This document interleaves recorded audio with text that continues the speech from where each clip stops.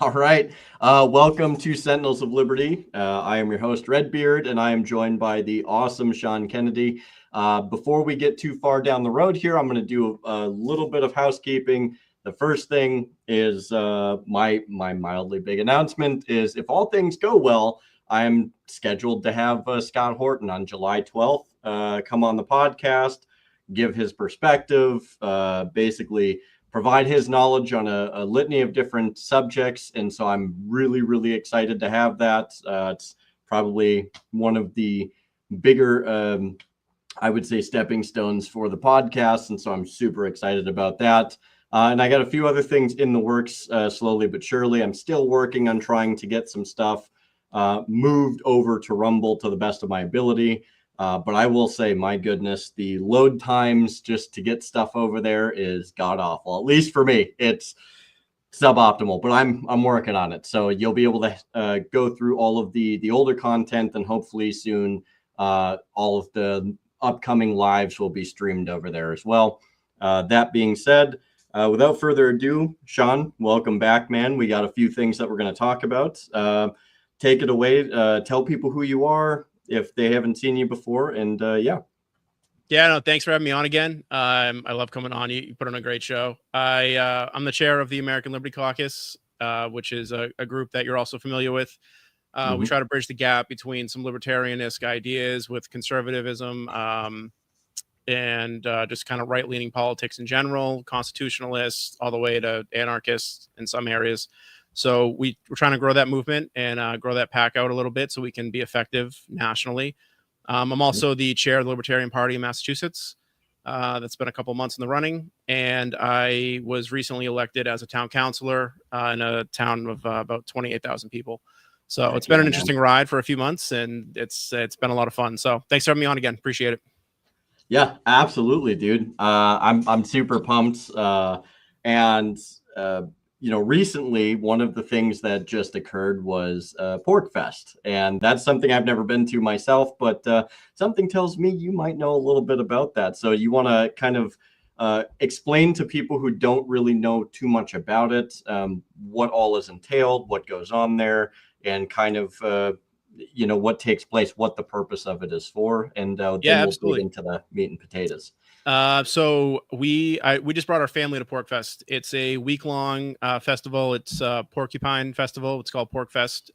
Stands for the Liberty Movement as well. It's started by the Free State Project, which is a group in New Hampshire, which is where the festival is located. They bring speakers in. The libertarians are there. There's free staters there, and the whole idea is to promote New Hampshire as a home for people that love liberty, want more freedom, want less government intrusion in their lives, and try to pull people up there and experience what it's like to be up there with those kinds of people. It's fantastic. It's just hanging out with a lot of like-minded people. There is a lot of partying, but it's a great family atmosphere also. We brought our 3 kids up. My 8-year-old, it was the most freedom she's probably had for a whole week in her whole life. We gave her a radio and said, go play with the kids and check in at dinner time. It was a really unique experience. Lots of families, lots of vendors, and lots of speakers. One of the highlights for me was getting to see Ross speak. I was at the Libertarian National Convention in 2024 and kind of saw the Trump moment where Trump said that he was going to free Ross at that location. And then to see Ross in person, a year later was awesome, and getting to listen to him speak. And they have a lot of other speakers as well, but a lot of it is promoting liberty concepts, ideas, using alternative forms of currency. Lots of Bitcoin and crypto is being used, as well as goldbacks and some other stuff up there. So yeah, it's a great thing to go bring your family to, even if you can only do it for a few days. It's a cool camping trip. The campground's a little rough, but that's kind of I don't know, part of the unique quality of that experience. But sure. It was cool. Like is more of a glamping thing for us. We had water, electric, which was great because we have 3 kids. We had some Massachusetts people travel up, stayed with us in a few other campsites, and just got to meet a lot of other really cool people, go to some talks, hear what's going on in a state that is being fairly successful with driving, just lower taxes, less government regulation, and just being in that environment was really unique. So it's definitely something I'd promote. We were 2 days in and my wife was already saying, I want to go back next year. And that was our first trip. So it was awesome. It was a lot of fun. So if you like camping, you like liberty, and you want to see some people speak on anything from Bitcoin to just freedom in general, it's a cool experience. So I'd highly recommend people go to it. That's awesome, dude. Yeah, no, I've heard a lot about it. I've never been out there myself, but it's definitely something I would like to attend one of these days, and hopefully one of these days soon, because I think it's really important too when you are in like anywhere within the realm of liberty, the liberty movement, etc. It's good to surround yourself with like-minded people to be able to bounce ideas off of, to learn from, to kind of make connections and, really expand that web or that system that's there. It's foundational. And we've talked about numerous times, whether it's you and me, whether it's me and Blake, or all three of us, or many other people we've had on, the general consensus has always been like community. And I think that's a great way to build up that community, that community foundation, that community sense, is when you can have all of those people in one place. And then after everything's all said and done, you now have those people that go forth and disperse those ideas and those principles and all of that. So I think that's fantastic. And so I really look forward to hopefully being able to make it out there. Yeah, definitely. If you can swing it, even for like 3 nights or so, like you can get a good time the weekend. And, one of the unique things was the family atmosphere. I did fun stuff for myself. Like I walked around having a nice drink and open carrying different firearms that I own just because I could, and along with a lot of other people, smoking cigars, walking around a campground with my dogs. And it was tons of dog people there. But one of the unique things was there's a Freedom Breeders Club, they call themselves, and it's a mix of people that are libertarians and free staters, and they live in New Hampshire, and they go every year and they block out a huge section near the playground area, and they serve drinks to the adults, and all their kids are playing, which is where my daughter ended up most of the time. Was with them. And, it promotes the community aspect of it, which I think is super important. Almost all those kids are homeschooled, which is another valuable tool when you need to build a community and remove your kids from kind of the indoctrination of public school systems. These are kids that are doing really well, unbelievably polite, well-mannered children. It was just a really great experience to have that around my family, and my daughter experienced that. They also do stuff for kids specifically, like talent shows, and there's separate buildings. One is a larger pavilion where they do bigger talks, and then there's an area that they call Porcupines, and that's where they do all the kids stuff. So there's like kid, dance parties and talent shows and all kinds of just stuff that they put on. The kids sell stuff. So all these kids are setting up shop in the main roads, in the campground with tables, selling their own jewelry they make. Or my daughter sold some slime, which is the big thing for the kids right now. So homemade slime, and she got to experience making a thing and selling it to other kids for a few bucks, and then taking that money and going and spending it at a vendor for some kind of special ice drink or something that she wanted, or buying a necklace or something. So it was all around. It was like a really it was a great setup for that stuff to experience. Great for your kids, and just nice to be around like the like-minded people, like you were saying. It was a lot of fun. So I highly recommend it. Dude, that's awesome. And, it's one of those things to where, like, I think having festivals like that and gathering of people and all of these different events going on that you're just talking about, it's refreshing to have stuff like that, because I feel like people get so doomer, they get so black-pilled, everything's ending, everything's falling apart. And it's just like, well, there's a chance that you're not seeing a lot of the good that is going on around you, because it's like you get so caught up in all the negative. And it's like you have something like Porcfest, and you see all of the good that can come from it, and you see actively like all of these things that are taking place. I mean, just notwithstanding all the events and all of the activities, but like the fact that you were saying, like, you're seeing trading in currency, and that's not reliant on the dollar. And I've talked numerous times about, like, if we want to make a difference, we have to start divesting ourselves slowly but surely from the system that we don't want to be a part of anymore. And Porcfest really allows people to get a taste of that. And I think, when you look at it in a much broader perspective, if you can take that mentality and you can start to slowly proliferate it throughout smaller communities, it will eventually build up to something bigger. But I do think you have to kind of usher people, go to Porcfest, get a sense of what it's like.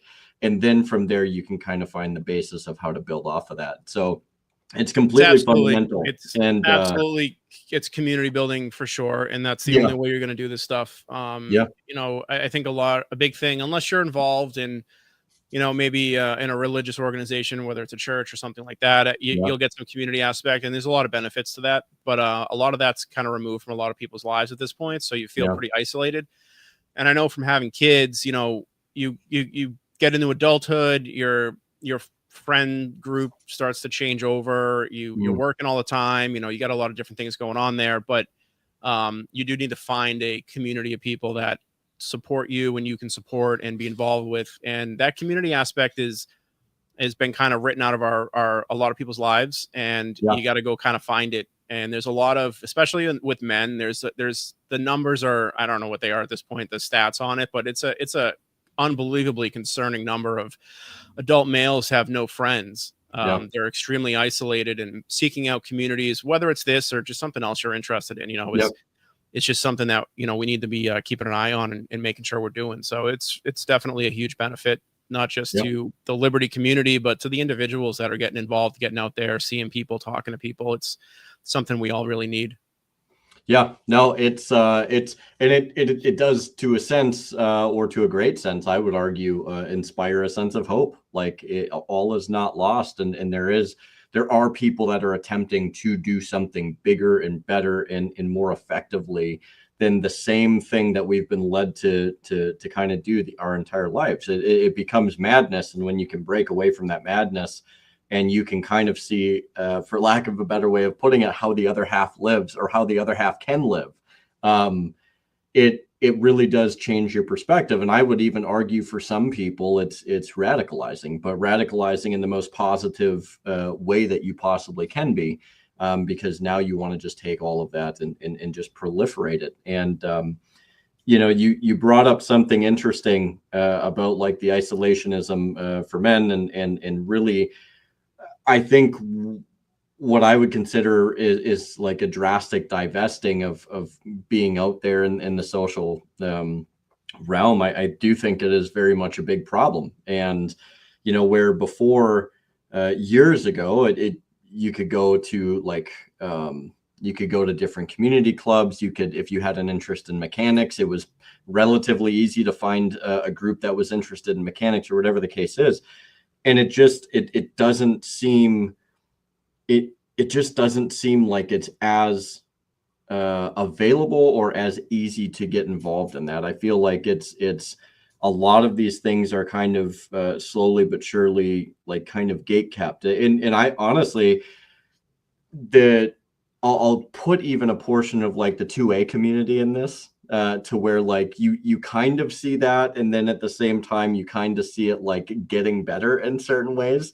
The 2A community is very interesting to me, especially as it pertains to guys, and we have seen a huge like growth with women getting involved in 2A, and I think we talked about that one of the times that you and Blake were on together, and it's like and I feel like that's really good, but I still feel like there's certain like things that we have to overcome in order for it to become a little bit more available. But overall, I would say, despite some of the negatives that exist in a lot of like these isolating situations, I think it is getting better where people are finally coming out from underneath this cloud, if you will, and they're starting to kind of reintegrate again. And I think a lot of that also is the political climate. A lot of it is you're also seeing a gravitation towards like, oh, like I actually do want to have a family. I actually do want to go out and meet somebody, so I think it's not just a political shift. It's very much a societal shift. And I think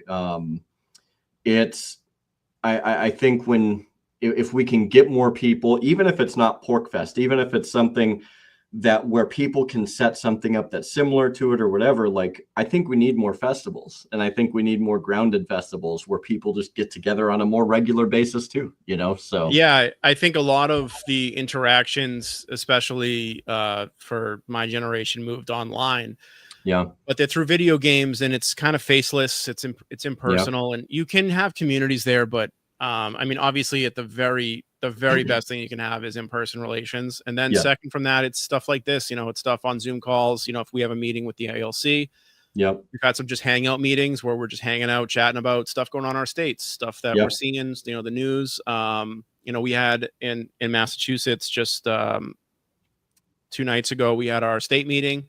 And the last couple of times, what I've done is, you know, I end the meeting once it kind of just reaches its conclusion. And then I'm like, hey, I'll be on, you know, and a few of us stay on and we just talk, we just hang out, you know, and yep, some of these are people I see once a month anyways at our local meeting. sure, And we hang out over beers and have talks. And instead we're at home having a drink instead and just speaking to each other and, you know, what's going on in your life kind of stuff. And that stuff's really important. So whether it's these kind of, yep, you know, you're doing Zooms or whatever you're using, or you're, but in person is definitely where it's at. You get a lot of, you yeah, know, nonverbal cues and all kinds of stuff there, and you feel more involved and entrenched in what you're talking about. mm, And that social aspect is super important. And I do think it's coming back a little bit. I think we saw a large removal, and then we saw it just like totally taken away during COVID. And yeah, after that happened, people were like, we need to get out. So even in the community, you know, we have stuff starting up in our community. We have more bands, live bands playing. We have more live awesome, stuff yeah, going on. People trying to push for it. People seeing that there's a void there, and you know, we want to get out. We want to go out and do stuff. We want to get out and do stuff that relates to us in our age bracket, or family stuff we can bring our kids to. And it's still, we can be adults a little bit, but there's stuff for our kids to do to keep them busy and do things. It's not just one or the other. It's not just going out for your, you know, birthday parties that we go to regularly, or you're going to a bar. You know, you can bring everybody together and enjoy yourselves, and that stuff is really, sure, really important to have. So I would highly recommend anyone go to that, or find a local meetup, find a local meeting, or honestly just start your own thing. It doesn't take much. Throw up posts online, throw up posts on X or whatever you're using, and say, hey, you know, I'm looking to hang out and talk about this stuff. Is it a spaces, or, you know, maybe you get people you really like talking to, and you just like, hey, you guys want to hang out on a Friday night at 8 o'clock and have a couple drinks and just talk about whatever, politics or sports or whatever your thing is. You know, it's needed. And but you got to put yourself out there to do it. That's yeah, kind of a key component to it, is you got to be willing to go out of your way to do it. So yeah, 100%. You know, it's, I think as time goes on, I think we're only going to see that kind of yearning or want to have that in-person interaction only grow. I think I've always kind of suspected or had this idea that, like, yes, like, having technology is great. It connects people. It does so many things. Especially if we can make it work for us, and it allows the availability of different things to be more at our fingertips. But I've always kind of held the belief that, like, you know, at some point, like, people are going to want to have more tangible, like, interactions. I still, like, I've never gotten out of, like, if I want to read something, almost all the books that I have, even if I have them on, like, audiobook, for instance, I have physical copies for the most part. But it's like, for me, even I have a lot of people that are like, oh, like, text me or whatever. And it's like, you know, I might not always be available all the time, but I would much rather call you and like have a verbal conversation. Or if I'm able to, I would much rather have an in-person communication. I still try and conduct most of my business, whether it's banking or buying stuff, in person, because I feel like each of those moments is significantly more important than always virtually doing things. And when you take the time to slow down and really appreciate those things, I think it's almost inevitable that people start coming back around to it, versus always being reliant on, like, technology, as it were. So I'm hopeful for the future that we're starting to see this tide shift, Sean. And I think I we are. hope that we continue to stay the course on this, and we start seeing a lot more come together in a more positive way. So, and honestly, like, I think a huge portion of that really does involve that divesting of the current structure, the current situation that we're in, because it is an abysmal situation with very, I think, positive outcomes that we're seeing. So Absolutely.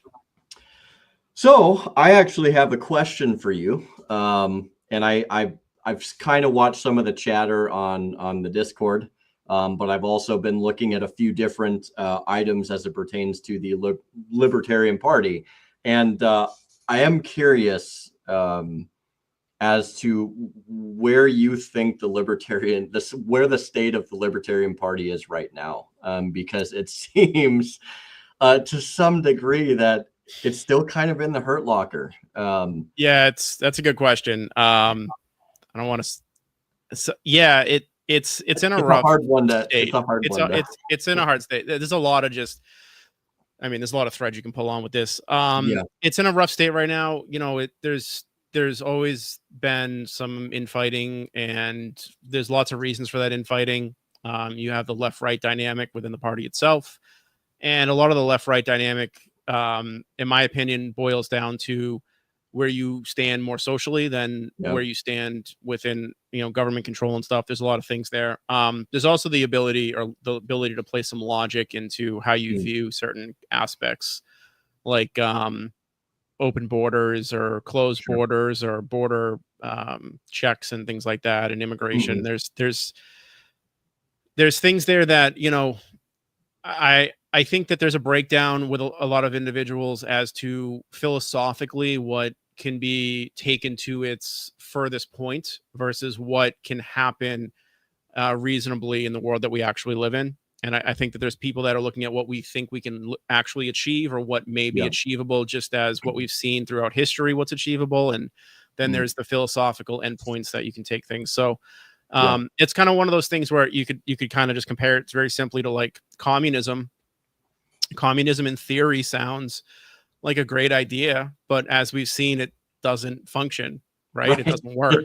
So, and why doesn't it work? I mean, in my opinion, it's part of the human condition. There's aspects of it that they sound really, really great, but you add the human behavior component, and you add what humans are capable of at a large scale, not as the individual, but you get breakdowns, and then that kind of system devolves for various reasons.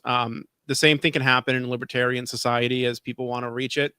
So you still need guardrails. And, some of that for me comes down to whether you're in the group that kind of agrees with like essentially unchecked hedonism in your community, or if you're in a group that understands that the government shouldn't regulate things, but you should be able to socially pressure some of that hedonism to not be at your doorstep, so you're not having drug deals and prostitution outside your house. So it's that kind of, my viewpoint gets called all kinds of things, stemming from Nazi to authoritarian, but I know there's just things I don't want my family around, but I also don't think that the government should necessarily regulate.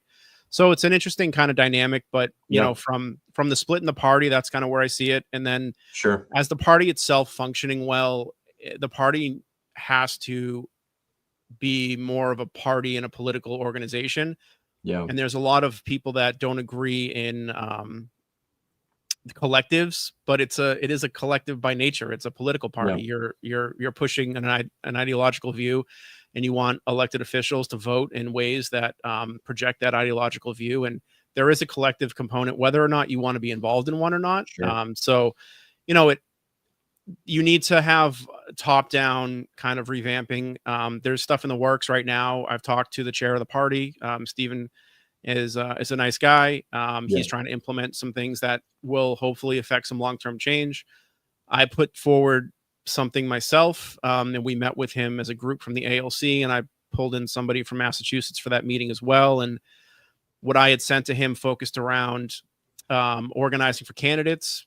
I mean, I don't want to spend too much time talking about that stuff, but to kind of put a bow on it, it basically, there's plans in place, and this happens a lot. You have an overarching concept of something without the details written down, and I don't really believe things are real unless somebody's written it down. Otherwise, they're kind of concepts that float and free float, and we may agree on those things, but unless someone writes it down, we can't point to it and say we're doing this.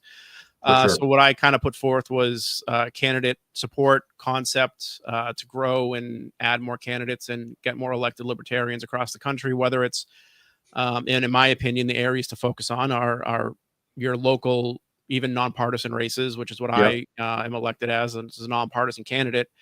But, you can't change things within the government unless you have numbers.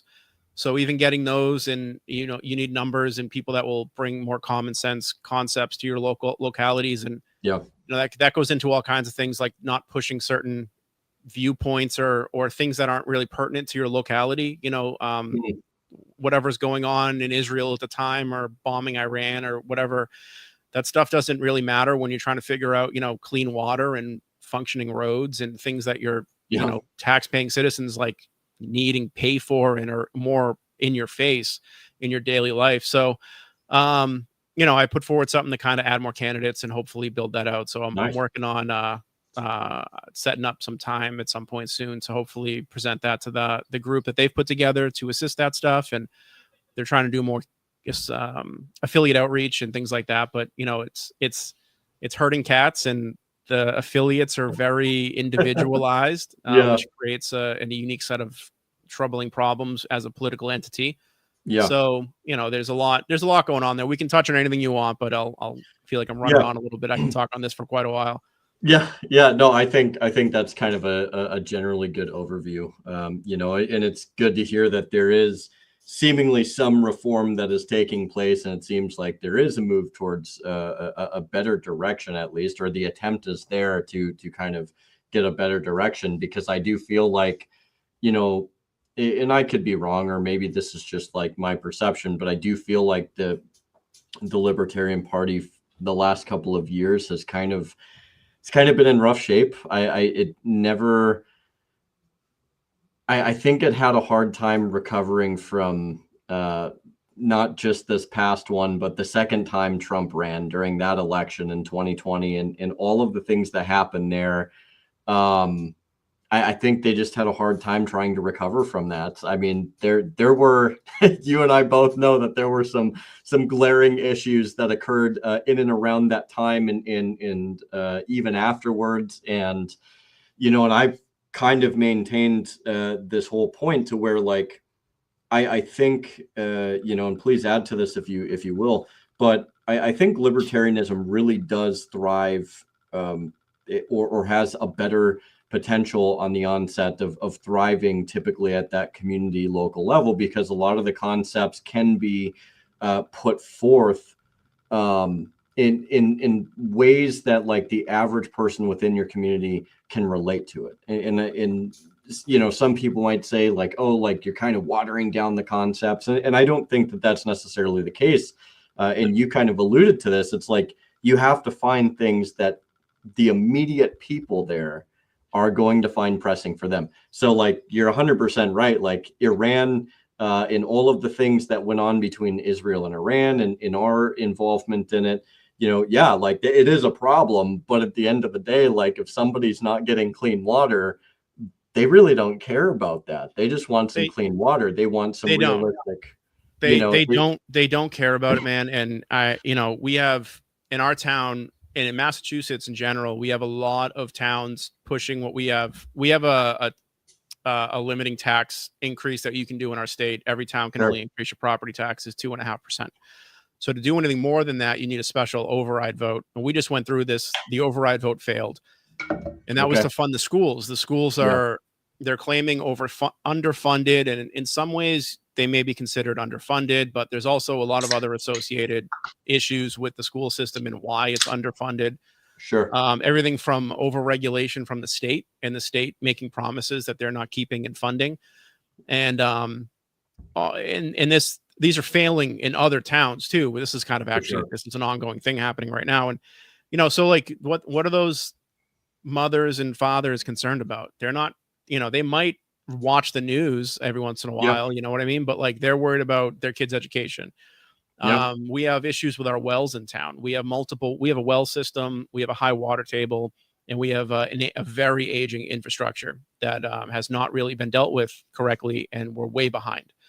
And that's what people care about. Not everybody, and this is a very hard thing to get people to understand, especially people that are involved in political parties or have spend a lot of time on the news, and essentially it's a hobby, you know what I mean? Like watching politics and trying to read the room and trying to figure out what's Mhm. happening next. And it turns into a bit of a hobby, and that's not everybody's hobby.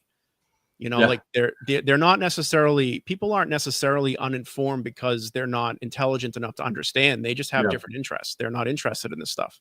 Right. So, you know, that's the stuff you need to focus on, and that's the stuff that I focused on, and that was, you know, successful for me, and I think it would be very successful for a lot of other people, because when you break down libertarian concepts to people in your voting, um, in your municipalities, Yeah. you you just harp on things that make sense. Like, you know, we were going to spend money on a flagpole, $25,000 to fly a special interest flag. Like, does that, you know, we're also going to vote on a tax increase. Does that really mesh for people? No, that doesn't, Yeah. you know, and whether or not you agree with the politics is one thing. And Yeah. I don't go and argue the politics side of it, because that's where you're going to lose people. Oh, for sure. I Yep. just argue the fact that this is a waste of money. And in my opinion, I honestly believe it is a waste of money. Yeah. So, you know, it's stuff like that. You got to find that local Overton window of your local issues and ways to capitalize on that. And, you know, not being on the left or the right as most people see it. When you tell people you're a libertarian, or, you know, anything else you might consider yourself to be, if it's not Republican and it's not Democrat, you got to do some explaining. They're going to want to know what Yeah. that means. And you don't go down this philosophical path of like, I want to live in a globalist libertarian society of no borders and no fiat currency. Yeah. That's not what they are interested in. They're interested in, is my water going to be drinkable? Yes. Are my Yeah. taxes going to what we say? Are people spending Right. our money the way they tell us? You know, so that's where the focus needs to be, and that's how you get elected, and Yeah. that's what I want to push, that concept, because you're right. Like you said, people will call it selling out, or, you know, you're being too pragmatic, or you know, Yeah. and look, like the goal as a political entity is to get elected candidates. So, Yeah. um, you know, you brought up the Trump thing at the convention, and that was booed. And there were lots of people that had problems with it, and there were lots of people that were in favor of it. And, Mhm. you know, I think it worked out fine for what we needed, and it got more eyes Right. on the party and the ideas of the party and the ideas of that philosophical viewpoint. And I think there's a net benefit there. And I don't think, you know, even if you voted for Trump, you know, you could be an anti-war voter. You voted for Trump because during his first term, we didn't enter any new engagements, really, you know, like, Right. um, or nothing major. And, you know, this could be something that you're really upset about, that, you know, he went and bombed Iran's nuclear sites. But at the same time, you could be seeing, you know, the Doge thing, you know, regardless on how successful it may be in actual cutting, what it did expose was a basically money laundering scheme to leftist NGOs to fund and prop up their viewpoints and push Mm. them, not just nationally, but globally. You know, Sure. so like just the exposure of those things may be worth your vote. So, you know, it's not as binary as people want to make it out to be, but a lot of people Right. live in a binary space, and, you know, it's tough to get that stuff across. Yeah.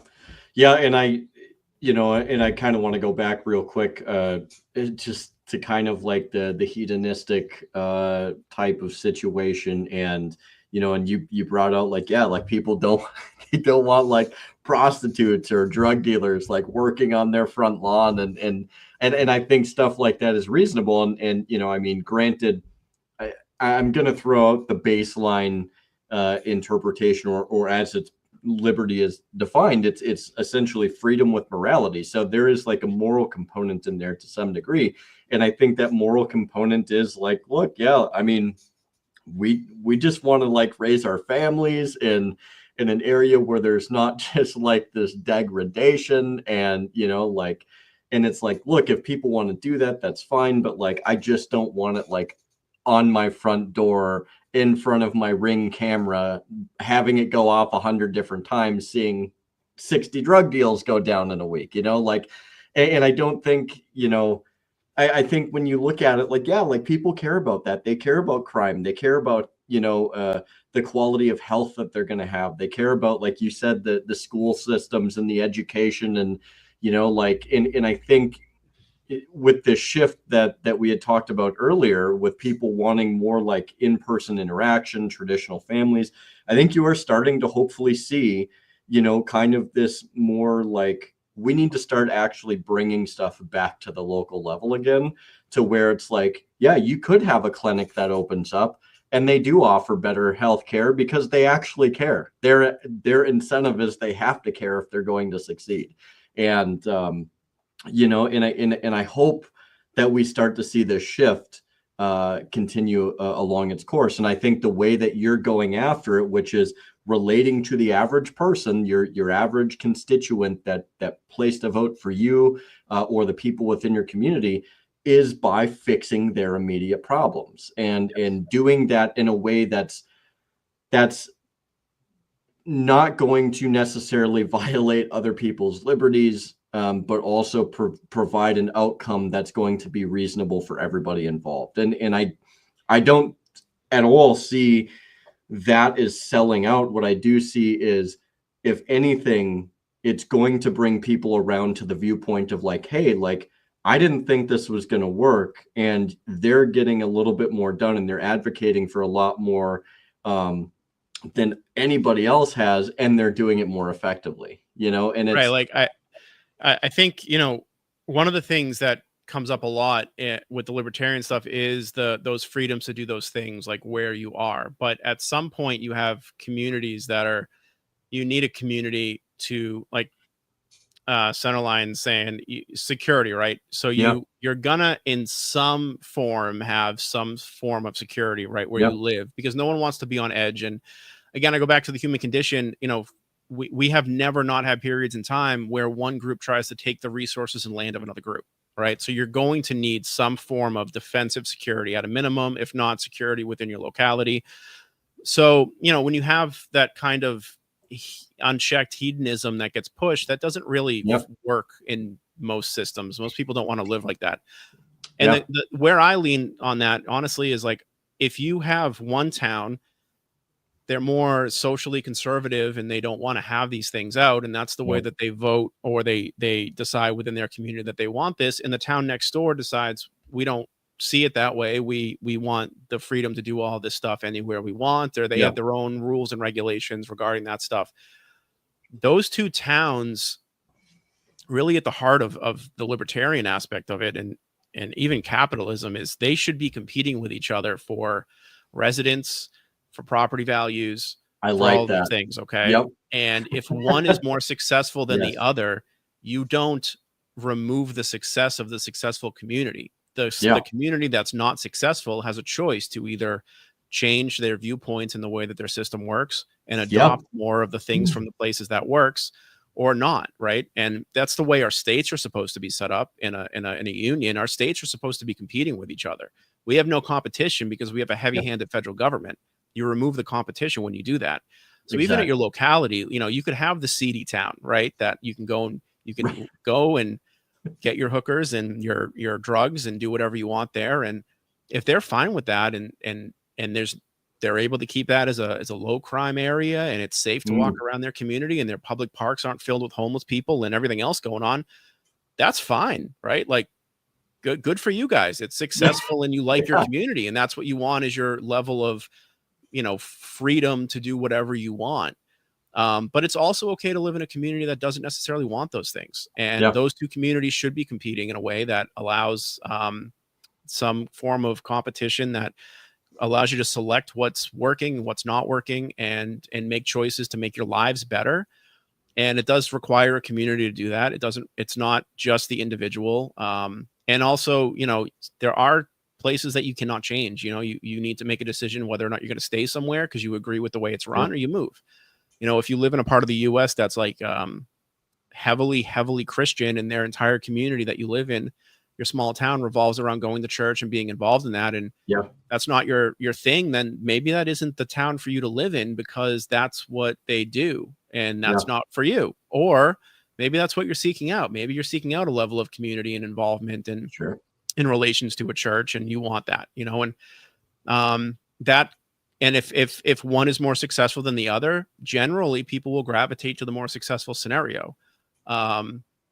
generally, but there's a lot of people that will Right. try to upturn where they live to make it what they want and mold it. And that gets into those who show up are the ones that are in control. So if you don't show Yes. up in your local community to do things, you're not in control. You can complain from your couch all you want. You can post all you want on the internet. It's not Yeah. going to do anything. Yeah. People would be shocked out there to find out how many people are in control of your towns or cities. It's not that many people. It's really not, and like I said, we have a town of about 28,000, and I would say that there's about 100 people out of all of those people that are involved. Yeah. Whether they watch the meetings, whether they go to meetings, whether they're on boards or committees or things that are affecting things, or whether they're involved in different aspects of the town, like rec sports, different clubs, like there's not that many people, there's 100, 200 people maybe. And when you really expand it to the clubs and stuff, but like your local legislative body and the involvement there is very low. So just getting involved and making those connections and networking and stuff goes a long way. And that's really what people need to do. So, being in a libertarian society or what we have now in the US or anywhere in the world, really, it's the people that are showing up are the ones in control. And if you don't show up, even in a libertarian society, if you don't show up, you lose it. Your involvement makes the difference, and you need that involvement. So, yeah, no, 100%. That was very well said. And I do like how you brought up, the realm of, the competing towns or competing cities, or heck, even competing states. I mean, there is literally a reason why you have like a mass migration of people from some states to other states, because the quality of life is just significantly better. And, and it should be that way, we do kind of live in a realm though, to where we subsidize bad behavior. And it's just like, absolutely. it's like, oh, we're just going to subsidize your bad behavior. We're not going to let you fail. It's like, no, they need to fail, because if you don't know the sting of failure, you're never going to get to a point to where it's like, oh, like maybe what I'm doing is not working. And I either need to figure out how to make something better work, or I need to remove myself from the situation and go and do something that's actually going to affect change. And I love what you said too, to where, you kind of have to you kind of have to make that decision to where it's like, yes, some places just inherently are not going to change. And I think as an individual, some people come to that realm a little bit, almost like not too late, but like later in life, to where it becomes harder and more complicated to make that move. And, and it becomes a situation to where it's just like, okay, do I stay here for the long haul, and do I hope that something's going to change, or do I seize the initiative, go to some place that I know for a fact is going to be a lot better for my situation, especially if you're a business owner, especially if you're somebody that's trying to set up a business, or even if you're just trying to go to a place that's going to be a better fit for families. And I think that's a huge one too. It's like, can I actually raise my children in the current area that I'm in without actually having to worry about ostensibly high crime issues, issues with the school system, issues with, even having to take away some of those question marks. And so, yeah, no, I think, and I don't even see it, and I'll kind of end it on this. I think some people look at it as like, if you go to change a state, it's like you're kind of abandoning that state. But I would almost say like it's hardly abandonment when as individuals we have a certain set of principles, and I think principles are good for our bearing, our compass, right? And when those are no longer fitting your principles, and that you're living in a situation that is detrimental to you, it's detrimental to your family, and the odds are so stacked against you to the point to where you're probably not going to see that change in your lifetime. It's almost like that fight or flight, right? To where it's just like, if you're not heading towards a situation that is going to better you, you're kind of it's kind of on the cusp of like you're shooting yourself in the foot, and the only person at that point that you have to blame is yourself. Because right. yeah, and it's you're explaining the entire reason this country even exists, right? Yeah. Like that's why we even have this country, Exactly. right? Like, Yeah. so Yeah, I mean, it's got some, the concept itself is very valid and grounded, and that's why Yeah. we even exist. And I mean, my family left, a famine to come through Canada into the U.S. Mm, or landed on the shores of Boston and came. yeah. So did they leave because they didn't like their country anymore? No, not necessarily. They didn't want to Right. starve to death. They didn't have any money and they needed to go somewhere with better Who, opportunities. So like who are just the, the attraction of better opportunities yeah. is what people are looking for. So if the states are competing, like you said, Florida's doing very well. California is not. Texas is Yeah. doing great. New York is not, and Massachusetts isn't either, where we have Yeah. plenty of people leaving. Yeah. Minnesota's So not. yeah, like, so, you can't, you you have to allow states to fail Yes. and get so bad that people are forced to change, but you can't do that with the amount of social safety nets and stuff we have now. And I think Yeah. a lot of, like you said, there's a lot of people that are failing or they're not allowed to really fail. And you have to allow that to happen, because the only way you get success is through failure, and the only way you're going to seek out success is to um, have successful places to seek out. So if you have no Yeah. competition, there's no barometer on who's successful and who's not.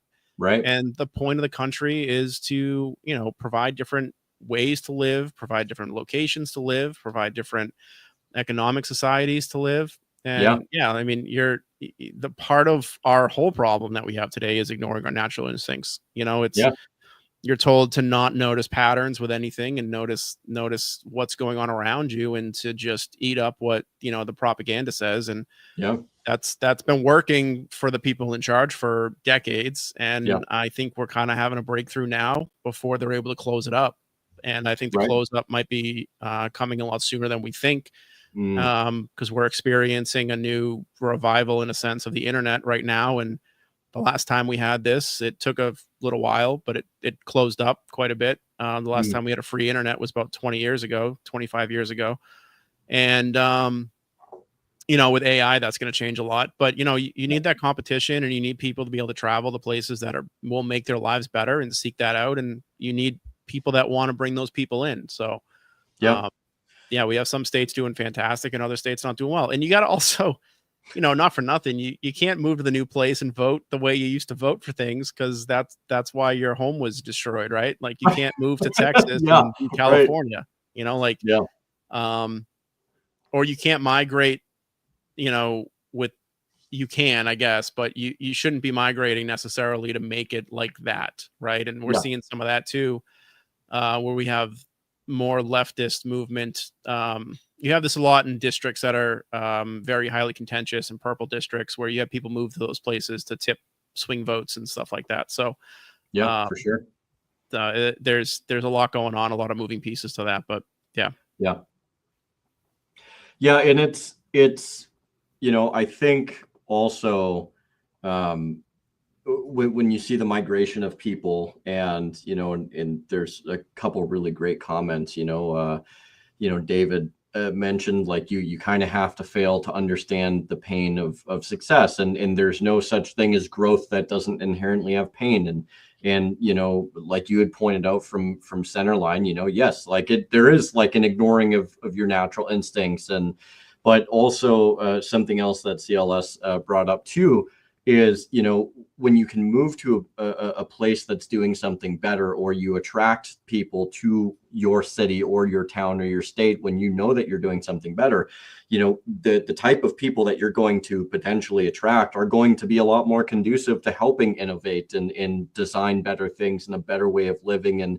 And to some degree, there's a and I'll touch on this just slightly, and I think Tom Edlum and I talked about this a little bit too, but there's also a realm that Ron Paul talked about, where it's like not all discrimination is bad discrimination, and we have to get back to the fundamental understanding of what discrimination really is, because a lot of people are just bundling it all in a ball. And I do think in order to be successful to some degree, you have to be picky, you have to be choosy about some of the things that you allow, some of the things that you don't allow, because it's, again, like, if you allow if you're trying to be successful and you're trying to do something where there's innovation coming to your town, you want prosperity. Well, it's not that people can't have a choice, but I'm here to tell you that if you allow rampant hedonism to come into your town, well, you can probably say goodbye to technological or innovation advancements in general, because I mean it kind of just takes and morphs itself into the homes and all of these different places, and it just destroys things. And so I think that to some degree, and we used to kind of actually have an immigration system like this, to where we as a country did somewhat pride ourselves on, we got the best that the world had to offer coming to our country. And now it's like, due to numerous, it's not just one administration, but to several administrations, we've kind of walked away from that. We had people like Tesla and Einstein and so many of these great thinkers of their respective times coming here and providing ways to innovate. And then all of a sudden it became a lot less about attracting the best the world had to offer and more of just like, well, we'll take anybody, and unfortunately, absolutely. Some people might say, well, like we should be charitable. Well, unfortunately, to some degree, like charity really does only go so far, especially when you're running a town or whatever, because if you become so much to a point that you're making it a government function and not a function of free people, you start to burden the populace with having to maintain that. So there's a lot of there's a lot that goes into this, and I really enjoy this realm of the conversation, because I think it's a lot more of a conversation, especially as it pertains to local politics and running for office in your local area, that needs to be had, because they do bring out those realistic perspectives. And I think that's where, the Libertarian Party has the greatest potential to shine, because we can really appeal and reach the hearts and the minds of the people within our community. So right, I think it's like you're kind of highlighting a point where, and it is a symptom of Western values, or has become one, where we have suicidal empathy, and we are going to help everyone else at the detriment to ourselves. And Yes. I worked as a first responder for well over a decade, and one of the main points that gets hammered home in an environment like that is, you can't help anyone if you don't help yourself first. So 100%. if you're injured, or you're on, you got your Scott pack on, you only got so much air left and you got to drag somebody out. Like, if you don't have air, you can't breathe clean air. You breathe in gas at a hazmat site, right? Like, you could be trying to do the right thing, but if you harm yourself, you can't help other people. And one thing that we're not doing is exporting enough people into other countries to make them better, because we're the central hub for the economy and welfare, and basically people coming here and shipping out our money elsewhere. But that is a symptom of the West in general, and especially the leftism that's cropped up, is it's suicidal empathy. And it is something people don't notice until it's at their doorstep or it's too late. And there are those of us that are kind of the canary in the coal mine, where we see it coming and we know that it's coming, and we know that we're not there yet, but it's going to break, and we're trying to raise that awareness around it. And then there's other people that they're just never going to see it until it happens to them. It's like people that, they're anti 2A people until they get mugged, or until they have a home invasion. And then suddenly, oh, wait a minute, the police don't live outside my door. I'm not 100% protected in my home. These things happen to people all the time, all around the country. And it's very difficult to get to change people's minds on these things until they have failure really in the system. And then they realize that you're actually on your own a lot more than you think you are. And you can't have a complete flooding of the borders like we've had. And we've had that, like you said, we've had it for decades through multiple presidents, and our system is very broken and needs to be fixed. But like, it's also a tool that's used politically by both sides. So if it's 100%. Fixed, it doesn't benefit either side. Actually, it being broken benefits both sides. And that's why I don't really see it being resolved. But what we had experienced over the last 4 years is by far the worst And, we still haven't faced the repercussions of that yet. And the more strife we have overseas, and, we could see things popping up in our own cities and towns, all kinds of events taking place that haven't happened yet by people that are here to not do things, for us. They're here to harm us, or they're here to be, lay in wait until something they need to rise up or cause a problem. So, I agree with you. And what was I going to say? Oh, you said the diversity, topic is an interesting one. And the right in general has been lagging behind for decades on controlling the lexicon in the country. And the left does a fantastic job of turning words into dirty words. And it kind of becomes accepted because people don't want to be perceived as mean or racist or bigoted or things like that. But the reality is like not all diversity is a good thing, especially when that diversity is, anti your way of life entirely, from the start. So there are aspects of this where, it's okay to say no to some of this. It's okay to say we can't take more people of this particular group, or take people in that are telling you we want to harm you and change your way of life. And you go, well, it's okay. They'll turn, someday they'll be just like us. Like, well, they might not, and if someone tells you they're going to do something bad to you, you should probably listen to them.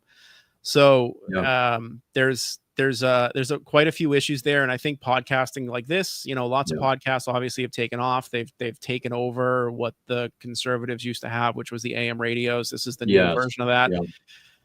And, with that, you have people speaking out on these topics, and you have a way to receive information from people that are able to articulate the ideas in a way that you can digest and then say in your own community and with your friends and things like that, and have discussions that are good discussions. You're not just, like what we saw in like the 80s, 70s and 80s, where all the music was like the devil's music and things like that. And you had these old Christian ladies screaming on street corners, holding signs up, and everyone ignored them because they sounded insane, right? You can't change ideas like that. So what we are seeing is a huge growth in the ability to get a diverse set of ideas out and ways to articulate those ideas and concepts, and allow people to understand them without having to do tons of reading and things that people aren't going to do on their own. And I think that that's also helping push the tide back a little bit on this constant flood of leftist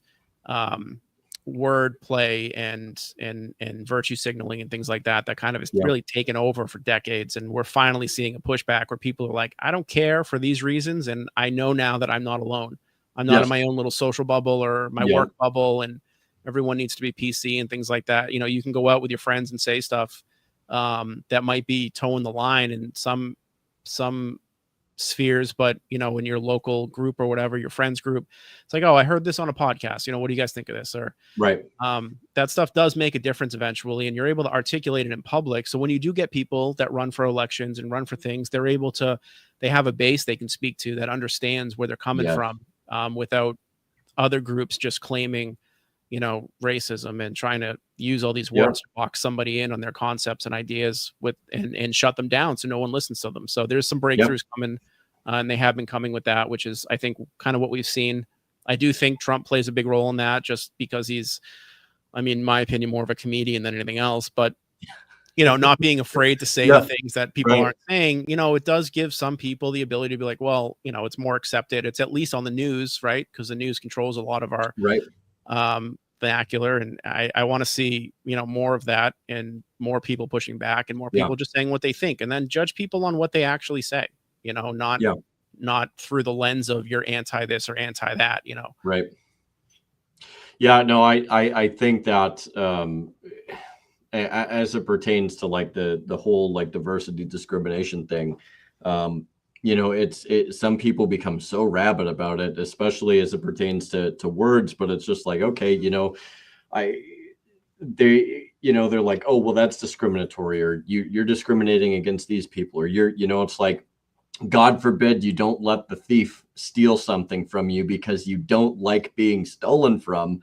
And it's like, oh, that's that's discriminatory against the person who's just trying to like get something so they can pay, to get food. The ridiculous arguments you always hear people come up with for looters or people who steal stuff and invariably catch the wrath of the person that they're stealing from, right? Well, And like there's like, they were doing this in Canada, right? In Canada, they were telling their residents to yeah, hang your keys by the door or yeah, leave your keys in your car unlocked, because if they break in, they don't want to hurt you. They just want to steal yeah, your car.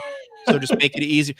The yeah. insanity of something like that. It's You stop those people from mass robbing and burglarizing your homes by yes, shooting a few of them, and then they're going to go, oh, this is the wrong neighborhood to break into people's homes. right.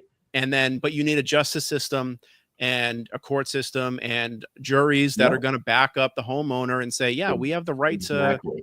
own our property and safely move about our days and sleep Yeah, safely at night and protect ourselves if we have to. Unfortunately, no one's running around wanting to shoot people, but you want to protect your home and your family and your right. belongings that are yours, and you have a right to do that. And there's a lot of people that don't view that as a right. They view Yeah, that as optional for some reason. And and again, I think a lot of those people, they've just never experienced it. They've right. never experienced a Yeah, home invasion. And there's those of us that are like, I don't need to experience it, right? Like, I'm going to do right. that Yeah. anyways. And then there's people that just don't see it.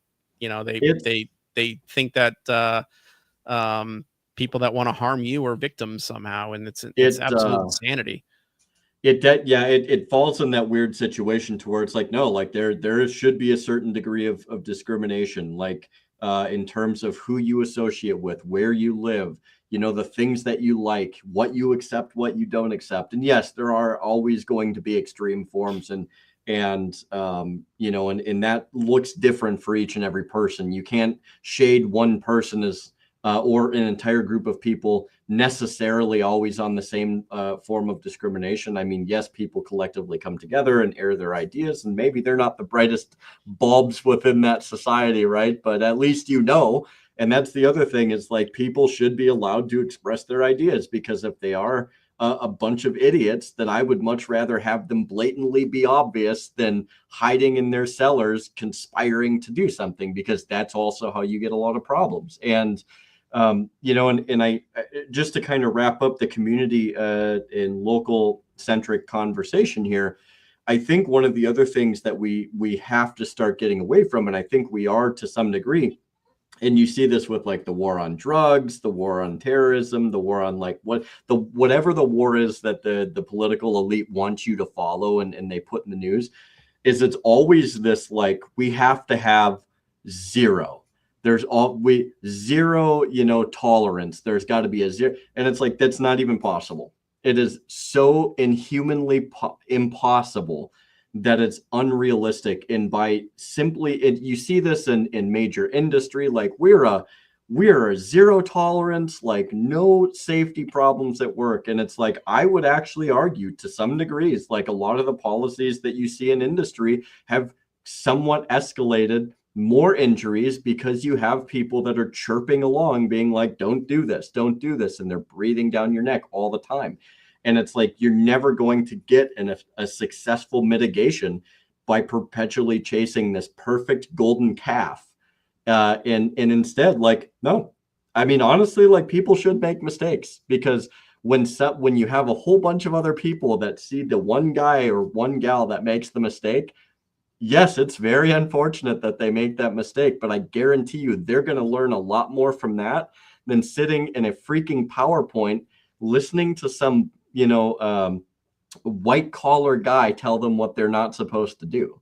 And look, I mean, we can chase the zero tolerance game all we want, but I've figured out in the short life that I've lived thus far that typically experience and allowing people to make mistakes, actually gets you closer to that zero tolerance than just saying it and putting forth a bunch of ridiculous policies, regulations, or trying to force that issue. It's never worked, and it never will work. So Nope. I think when we look at whether it's something discriminatory or certain policies or whatever legislation that's put forth at the local level, the state level, or the federal level, we have to kind of keep that in mind. Like, look, like this is totally unreasonable, and it's completely unattainable. And a lot of that too is just like it's never backed with any realistic action either. It's just like words, you know, that are put out there because, again, like communism, right? And like it all sounds great, but in the end of the day, it's wholly unrealistic. So Yep. I guess that's all I have to say on that. If you want to kind of add to that, and then we can move into a couple of the other subjects that we had kind of I don't planned. honestly, I don't have much to add to that, man. I think you closed that up just fine. I agree with you. So, you know, I know one of the other things that we did kind of hit on a little bit is the open borders. And that is something I would like to kind of explore a little bit more, because we do have people, especially within the libertarian community, that are very much just like, no, there shouldn't be a buffer at all. People should just be able to come and go as they please. And then you do have some people that are just like, no, like we actually have to have like some form of control or like security, because if we don't, I mean, we're just inviting absolute chaos. And Sure. and you know, like I've listened to a lot of the arguments from both sides. I think that's the only reasonable thing to do. And I kind of fall on the idea to where it's like, yes, we do need to have a proper system. We need to have some form of security for the border. I know a lot of people might not find that necessarily palatable in the libertarian sphere, but in the end of the day, there has to be something there. Otherwise, you're just going to invite a lot of things that otherwise wouldn't be there. Now, I would also argue that the system that is in place today it's horribly broken. And so the way for people to reasonably enter our country is no longer the most effective. Nor would I say it's been the most effective for many decades, if not over a century at this point. And I do think that there needs to be a reform that has to take place, not should take place, but has to take place if we're going to be realistic. And I think a huge portion of that is the incentive structure.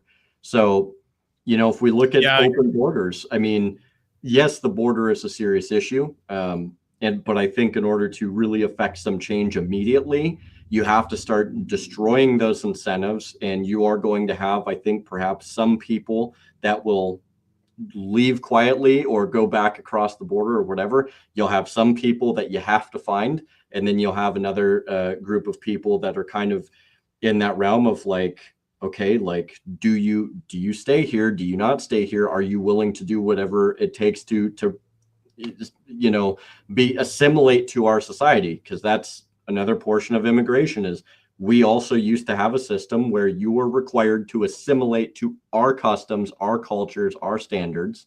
And doesn't mean you have to get rid of yours, but this is where you live now. And you're expected to conduct yourself in a way that's going to be respective of the place that you now live. So I'll yield the floor to you. Yeah, no, I'll touch on the last thing you said first, and then work my way kind of back a little bit. But so when it comes to assimilation, there is a documented process for assimilation, and the way assimilation takes place is not from government control. It's through societal pressures. So if you need to learn a language to live somewhere, well, you can't function within that society because you don't speak their language. So it requires you to learn their language. This is why I don't speak Irish. Many people don't speak the languages of their Western home countries, or even now, you know, there's plenty of people that don't speak Spanish or Portuguese and things like that, where they've come from. And the reason for that is because when people came over here, they wanted to assimilate because they saw that as part of the path to success. So they stopped speaking that at home. And whether or not that's a good or bad way to go about it, I mean, that is the reality of what happened and is still kind of happening. But there wasn't a top-down government control aspect to the assimilation. It was societal control. So if you want to get a job, you need to speak the language. You want to bank, you want to do any of these things. So we weren't catering to a language that wasn't really we weren't catering to anyone that wasn't speaking English, unless you went to an establishment owned within a community that spoke that language and you wanted to be around those people, and it was more of an insular community. So the whole point of assimilating is to in our country, at least, it's you have your cultural aspects that you can bring, your food, your language, Right. maybe your ethics, your morality. But we also have our own standard of that. And the standard in the US comes from a Christian base. So you have the Christian base of that specific brand of morality, and there's different religions with different levels and different ways to treat all kinds of things, and that's where we were based. So you don't need to be a Christian to have and function in our society, but you do need to at least uphold that moral standard and that behavioral pattern. Sure. So that comes from what a lot of libertarians want to use as well to solve a lot of society's issues is just societal pressure. And that's where that comes from. Now, when we have an immigration policy is what we had, which is essentially, as close as we're going to get to open borders without totally opening them up, where the government is even paying to import people in mass, you end up with places like, we have, Somalia. We have a few, we have towns and cities that have large groups of Haitian immigrants, large groups of Mexican immigrants on the southern border.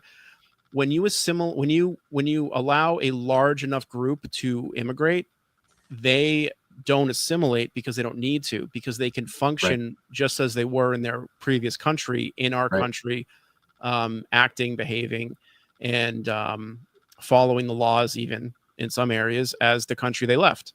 So if you allow too many people with too many cultural differences, be it language, religion, you are not going to get that assimilation. They will maintain their culture and just basically live kind of underground in a way. We have that in one of our cities that I've lived in, which there's an enormous Chinese community. They were completely insular. Their money was brought in through restaurants and through trade labor, and then they would spend their money within their own communities and uplift their own community. And they weren't assimilating necessarily into the broader society. So when you consider immigration, you need to consider the path to assimilation into the country.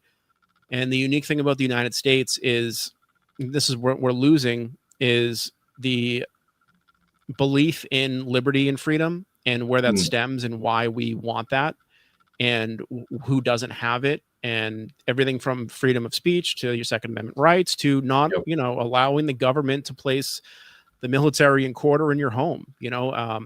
These are big things, and they're not normal everywhere, and we take advantage of it and we get comfortable with it, but they're not. And you need to have the beliefs, because if you don't exercise your rights, you lose them. So if you have people here that don't exercise these rights, eventually they will erode, as they always do, and another force will come in and take things over and do what they want with it.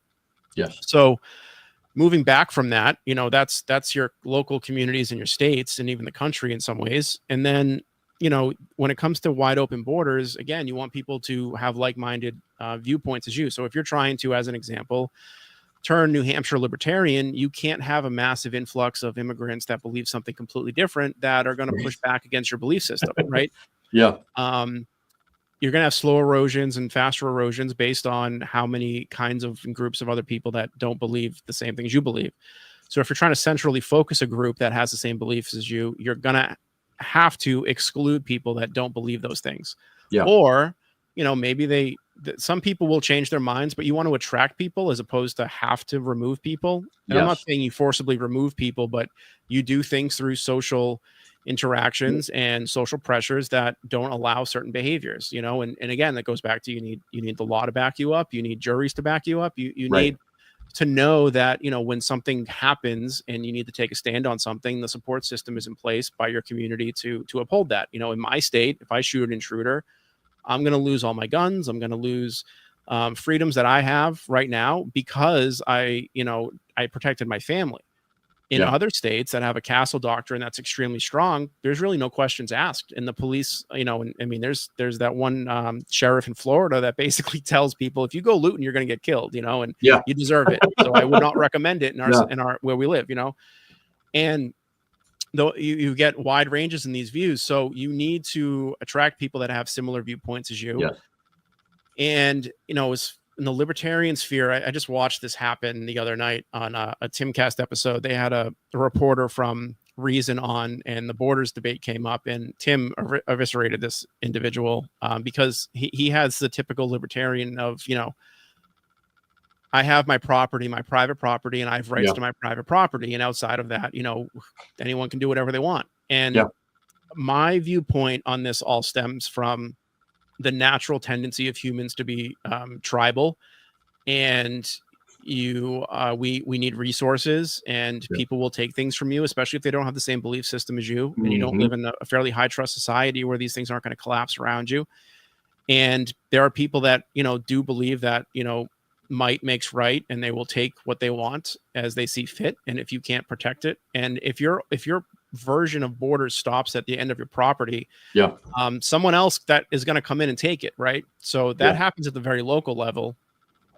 And as you expand that out, we do have a country. There are other countries in the world as well. These countries all need resources, and they have their own resources to take what they want from other individuals as they want. And we have kind of a checks and balance on that to some degree. But if you have a wide open border, you allow other countries to take your country over if you don't protect yourself, right? So we only have 360 some odd million people in this country. China has over 1 billion. India has over 1 billion. If we have a wide open border system with zero checks, and we have boats arrive on our shores and our ports that just unload hundreds of thousands, if not a couple of million people from both of those, it'll change the landscape of multiple states. I mean, we have states that don't cap out at 1 million people, right? We have states that are under 800,000 people. You replace populations and belief systems just by numbers. Humans are a resource. Human beings as groups are resources that can be used and utilized, and they will be by people who want to achieve their goals. And this has always happened, and to be ignorant to that fact is something that we can't really afford.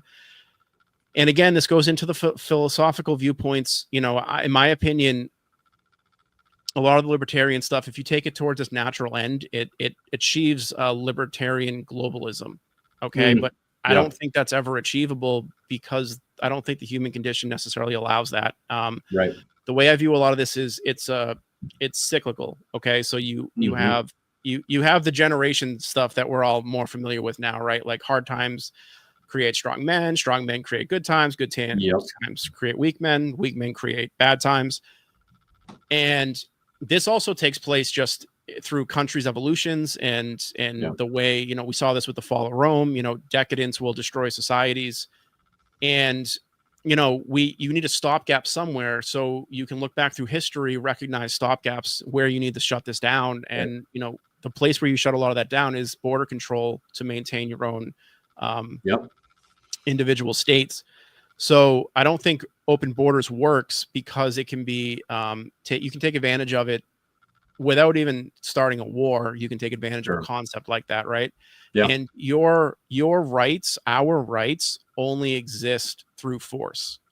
We can argue that they should naturally exist and everyone should be afforded those rights. But there's plenty of people that will remove them if you are not capable of protecting them through force. And pacifism will have your rights removed. So you need to maintain some level of borders. And within our unique setup in our country, we have a national border, and we do pay taxes. And if the government should exist, the government should exist to protect those borders and the citizens within them, that they take our money.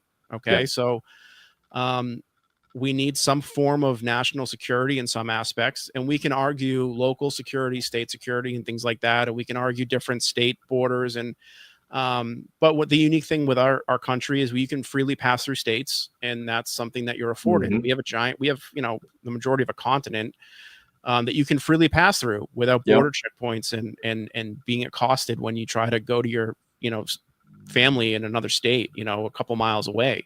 Especially where I live in the Northeast. I mean, it's a couple hours away, multiple border checkpoints, right? So I don't believe in open borders for a lot of those reasons. I don't think we should be working against ourselves by having open borders. It's a pragmatic approach. And I think you erode our liberties and freedoms by having an open borders approach.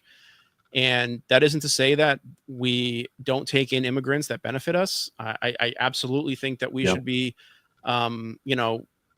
putting a banner up that says we will take everybody that has these capabilities, regardless on where you come from.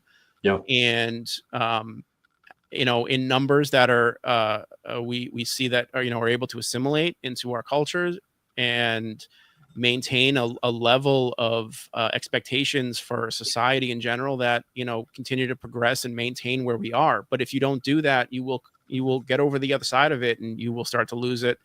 And that's where we'll see the erosion. And at the end of the day, especially with our country, the only way our country really falls is through interior erosion and interior strife. And if we allow people to come in within our borders and make those changes, that's going to accelerate that completely. So, yeah, I don't agree with the open borders. I don't think it works. I don't think it functions.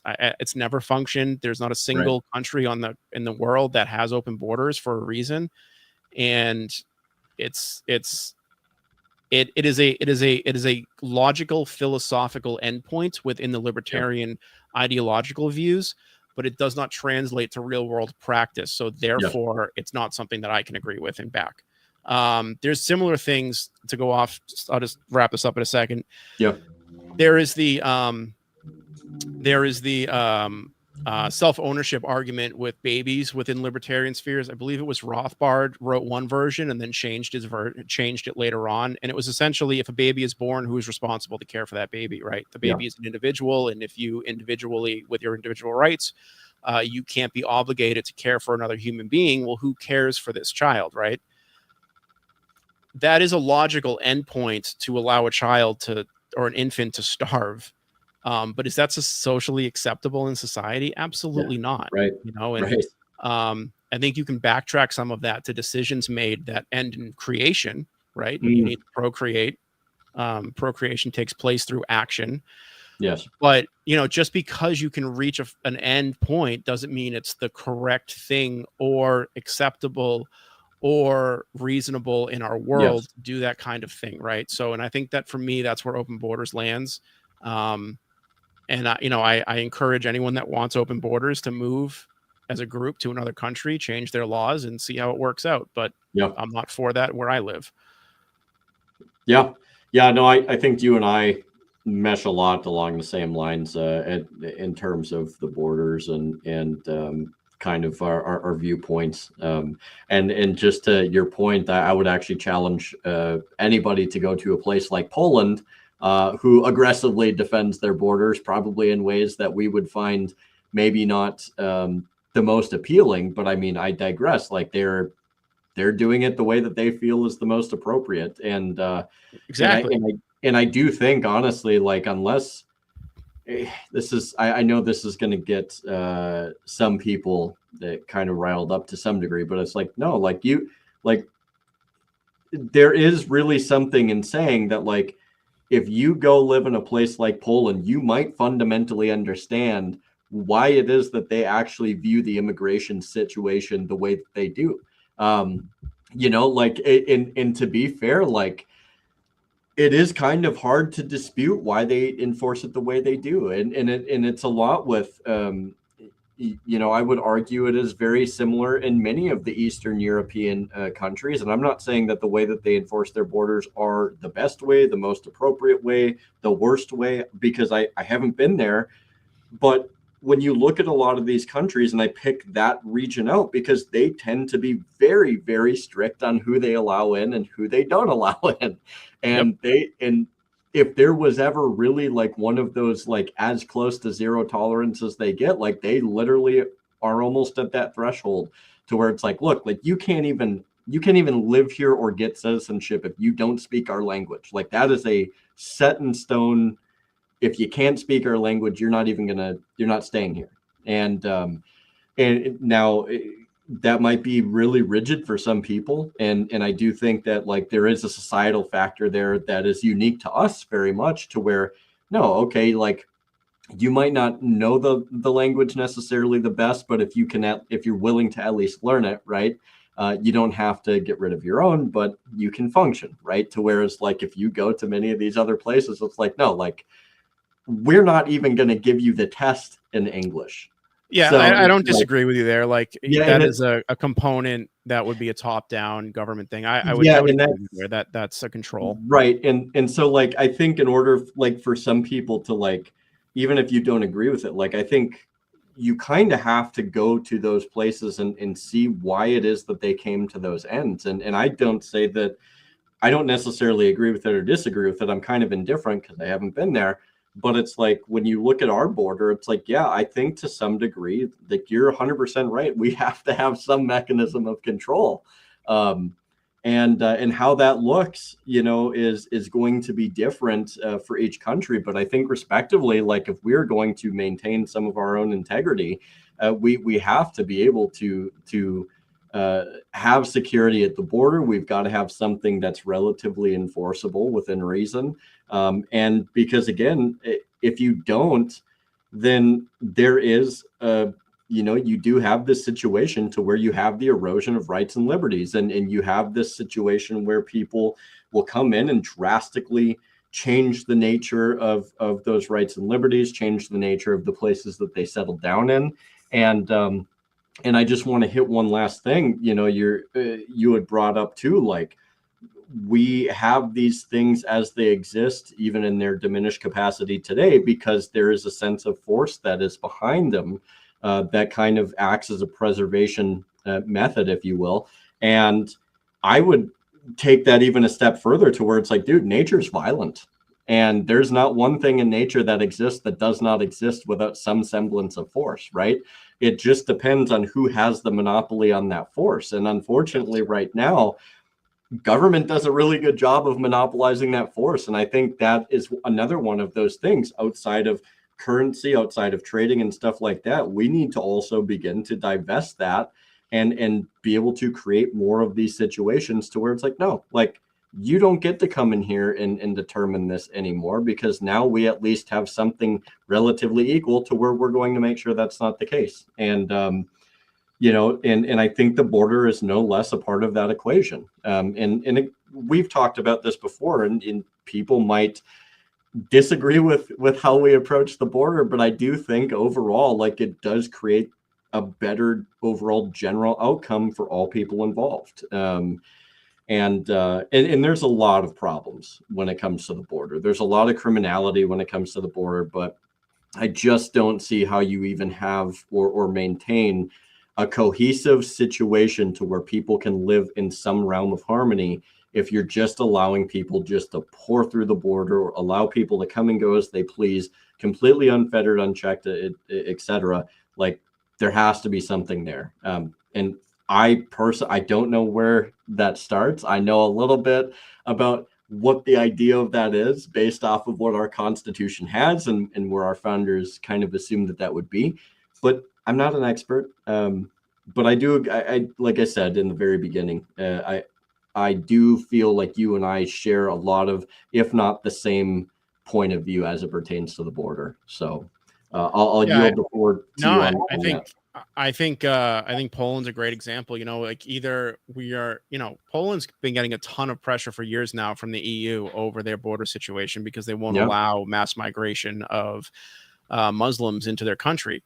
yeah, They're a Christian country. That's what they recognize themselves as. They have tax-paying citizens within their country that expect to be protected by their country. Now, is there some people that live there that disagree with that? Probably. yeah, But again, it gets into who shows up, who votes, who is invested, and I think that you know we have we need to be able to transfer the private property to the, in a sense, the government nation borders, nation yes, states, um, and that does require some border protection. And if a country has decided that they want to close their borders off, that's their prerogative to do that, you know. And we shouldn't, you know, through this libertarianist private property network, allow, you know, a libertarian underground railroad of paths into our country. That yeah, doesn't make any sense. That doesn't work. You know, you can't have, exactly. you know, these property owners that, you know, want anyone and everyone to cross through their properties and land somewhere, because, you know, as you allow something like that to even occur, who is liable for any of these individuals that come here? Once you open up the gate to that, I don't think people understand the liability aspect.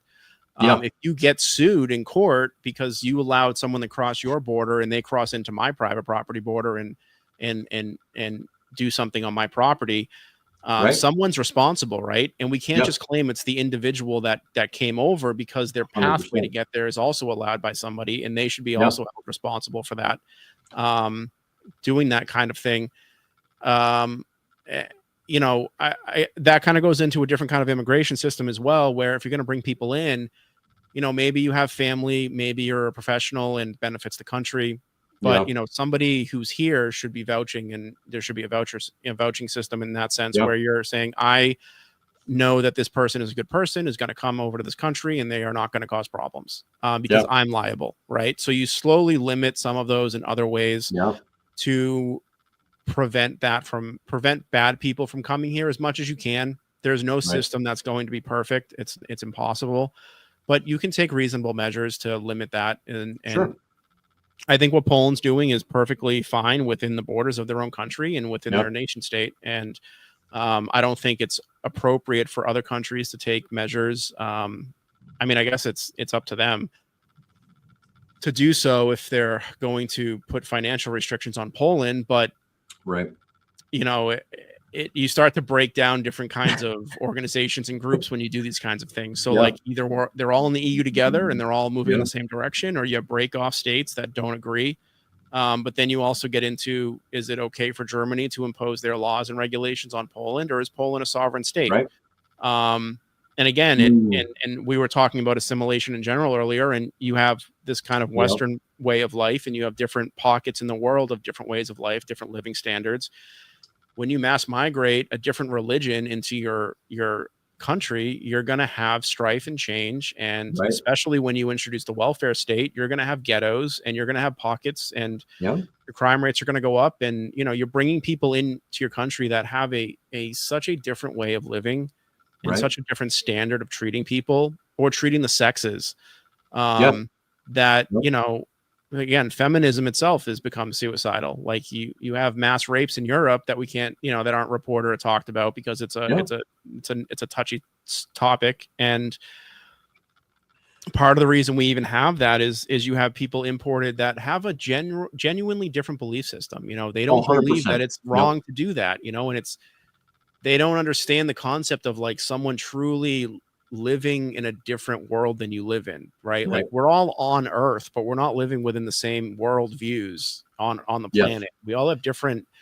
expectations and belief systems and ethics and morals. And when you import an enormous group in, you're going to have problems. And they've been having problems. And Poland looked around and said, this isn't working for you guys. We're not doing this. And that's their right to do that, you know? And back to that discrimination point, to where it's like they have the autonomy and the ability as a sovereign nation. And I do think that you're starting to see Poland really flex their sovereignty, especially in the last few years, to where they're like, no, you know, like between the discrimination type thing, which is to many degrees a very positive form, because they want to keep their people who they are.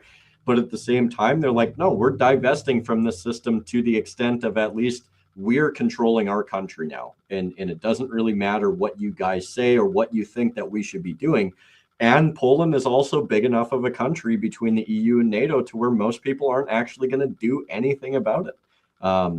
You know, because they kind of need Poland, and they're not going to do anything to burn that bridge, even though Poland is already kind of doing that because they've seen what it amounts to. And and I don't think that if you were to revert, and this isn't like an anti like Islam take, like I don't choose to live in a Muslim nation, and I don't choose to follow that religion, but I also believe that Saudi Arabia has sovereignty and they should be able to do what they see fit. Iran has sovereignty, or they're supposed to. You know, there's multiple other there's countries in that area of the world that have borders and don't allow people in, and if you visit their countries, you're expected to follow their customs. And I don't think that's a bad thing. I think that's completely reasonable to have that expectation that when you have visitors, they follow your customs. And if you don't like their customs, then you don't go there. And if their customs are so it's pretty simple, are so out of line with your belief system, then you don't travel there. And, Yeah. If part of the way that they make money is through people traveling and vacationing there, and that's Yep. we have plenty of places in the Caribbean that's like their primary source of income is Yeah. travel. If you don't have a safe place for people to travel to, they won't travel to your country. If your belief system is so far and away what people expect when they travel there, you have economic pressure there where people will opt out of going to where where Yep. your country is. And I think that is an appropriate pressure to have. And that country Yep. then gets to make a choice as to do we alter and change the way we do things, or do we continue down the path we're doing because we like it? And Yep.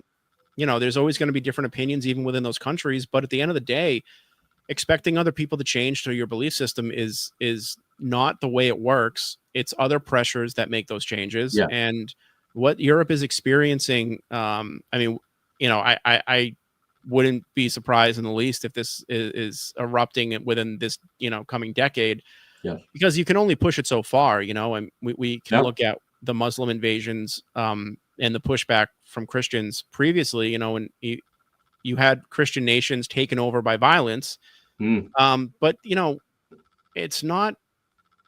It was also a cultural pushback and a religious pushback. You're gonna eventually meet the same resistance at some point once the numbers grow so large, and those people that are native to those lands for the last few thousand years or plus, they're gonna want their lands back, and they're gonna want things run the way that they see fit, and that's what people fight over. That's what people kill over, is those resources, their history, their heritage. And you can only push that stuff so far. So, Poland is doing what they see is best for them. And I don't think anyone should be pressuring them otherwise. But, and then you have Poland as a standout. I don't know other countries do it as well, but Poland being a standout to not allow this to happen. And you need that either failure or success for the other countries in the EU to go, we like what Poland's doing, or we don't. And we want to be more like them, or we want to go in this direction. And you're seeing some of that now. You're seeing in Ireland, you're seeing massive riots and pushbacks. London, you're seeing different things in London, right? They have mass stabbings, and London itself is less than 50% English at this point, and that might be what some of them, they're voting for it. Obviously, they support it for whatever reason, and that's their prerogative. But you do reach a tipping point where you can no longer make changes because you're simply just outnumbered.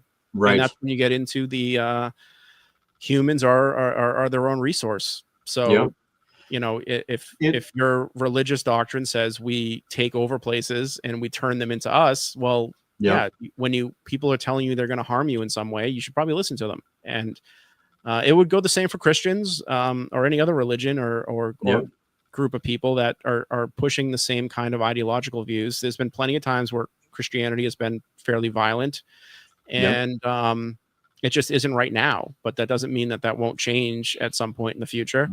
Right. And right now, it just happens to be one particular religion, and that religion also supports large family units and has a whole other aspect that Christianity's lost. And humans are resources, so we're entering into interesting times over the next decade, and I wouldn't be surprised if we saw some mass problems. Like, we have unique issues in our country, but we are isolated from a foot migration of a different religion, right? Like most of the south of our border is still at least Christian. South of Europe is not. So it's a different dynamic, and Poland, it's their prerogative. The Czech Republic, Georgia, Russia, these other countries aren't for this. They know what's going to happen, and for some reason, lots of reasons, a few reasons, the other countries are making the choice to take people in that don't necessarily agree with their way of life.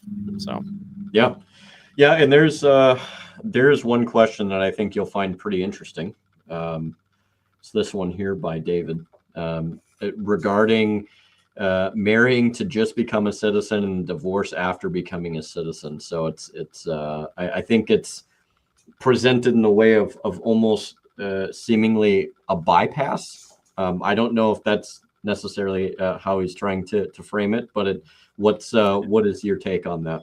It is a little bit of a bypass. So, I know someone that married someone from the Philippines. It cost about 20 grand or so to get all that immigration paperwork and everything. So But you know, on the other side of it, you don't want migration status to prevent someone from, you know, removing themselves from a situation that they aren't able to stay in Sure. for various reasons, right? Yeah. So it's kind of a complicated topic, and Yeah.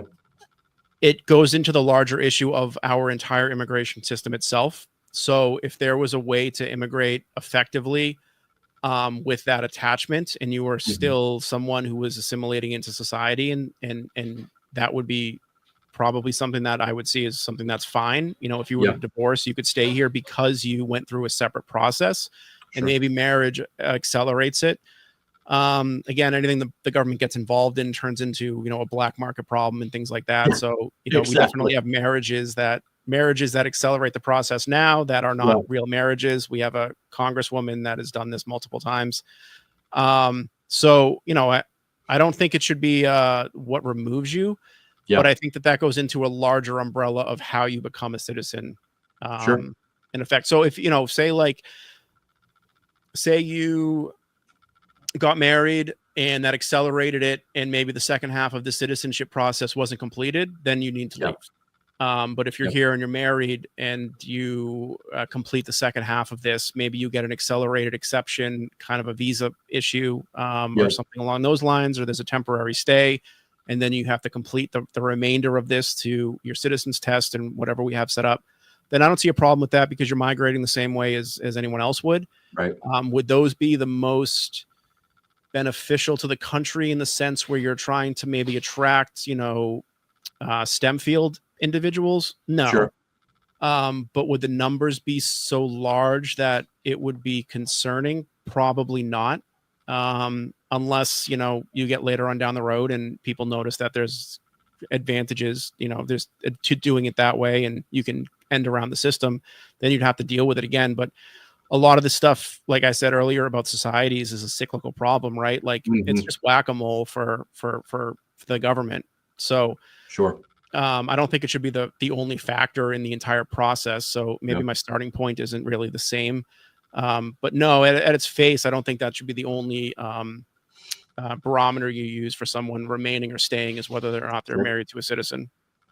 Yeah, no, I would be, I am actually fairly inclined to agree with you, because I think it's not like, it's not ostensibly like the worst or most like ridiculous situation. It's not like somebody blatantly just like waltzing in here, just covered in like gang tattoos or paraphernalia, and you know, like, I don't know, like going and knocking over the 7-Eleven just across the border, you know, like it's not like, obviously that's an extreme, but it's like, you know, it also becomes one of those things too, to where it's like people marry for different reasons. I mean, there's enough people that literally marry their significant other for nothing more than just the financial incentives alone. And so it's like, are we going to like start to question like why people marry or whatever the case? I do agree. Like I think that it's not always the most cut and dry thing, and I think there's more nuance to it, and it depends from individual to individual how that looks and what that looks like. And I do think that your solution as it pertains to, or at least your point of view as it pertains to, you know, okay, did you make it this far in the process? If you didn't, okay, well, you know, like, you don't have to go home, but you can stay here. But it's like, if you're basically a majority of the way through, you have a good conduct, you seem to be assimilating to some degree well, then let's try and finish this up and figure out how to do that. And I don't think that that's necessarily the most unreasonable. And also, to that point, it's like, it's not like you're going to be getting a flood of people by way of marriage. I mean, if that happened, right, I mean, you would see that in the numbers, and I think people would be like, "Oh my gosh, like marriage is making a comeback." And it also goes, so you could put a time limit on it to make sure that someone can't repeatedly do this every 6 months or so, right? So, but it also it gets into another interesting avenue of control and interference from the government, being involved in marriage as a whole. And whether or not that's even appropriate. So that brings up some other questions as to, should the government be involved in marriage at all? Because if the government's not involved in marriage, and marriage becomes specifically and predominantly a religious or social construct as Yep. opposed to have legal binding, then you would remove that entirely from the scenario, and you would have just, you'd have to migrate the same way as anyone else. So Right. there's plenty of European countries that require 3 to 7 years of marriage within the country to even be considered. Yeah. So, it depends on, part of it is, it depends on what the people want in a sense, but that also means bringing a large group of ideas together and trying to sort out, Sure. within, the town square of what we agree on as being something reasonable, and also understanding that it might not be the permanent solution if we notice that there's holes in the argument. There's plenty of people that are going to be 100% against the government being Yes. involved in marriage, right? Because the government has also taken the liberty of providing benefits to being legally married through tax scenarios and through other avenues of, deciding, your spouse's healthcare and, legal, your assets if you die and things like that. So there's other avenues that the benefit is there. But it offers an interesting question as to whether or not the government should actually be involved at all, and if we should just take different legal avenues to deal with any of these other number of problems. Yeah, no, I agree with that. I think that's a really good assessment in my opinion.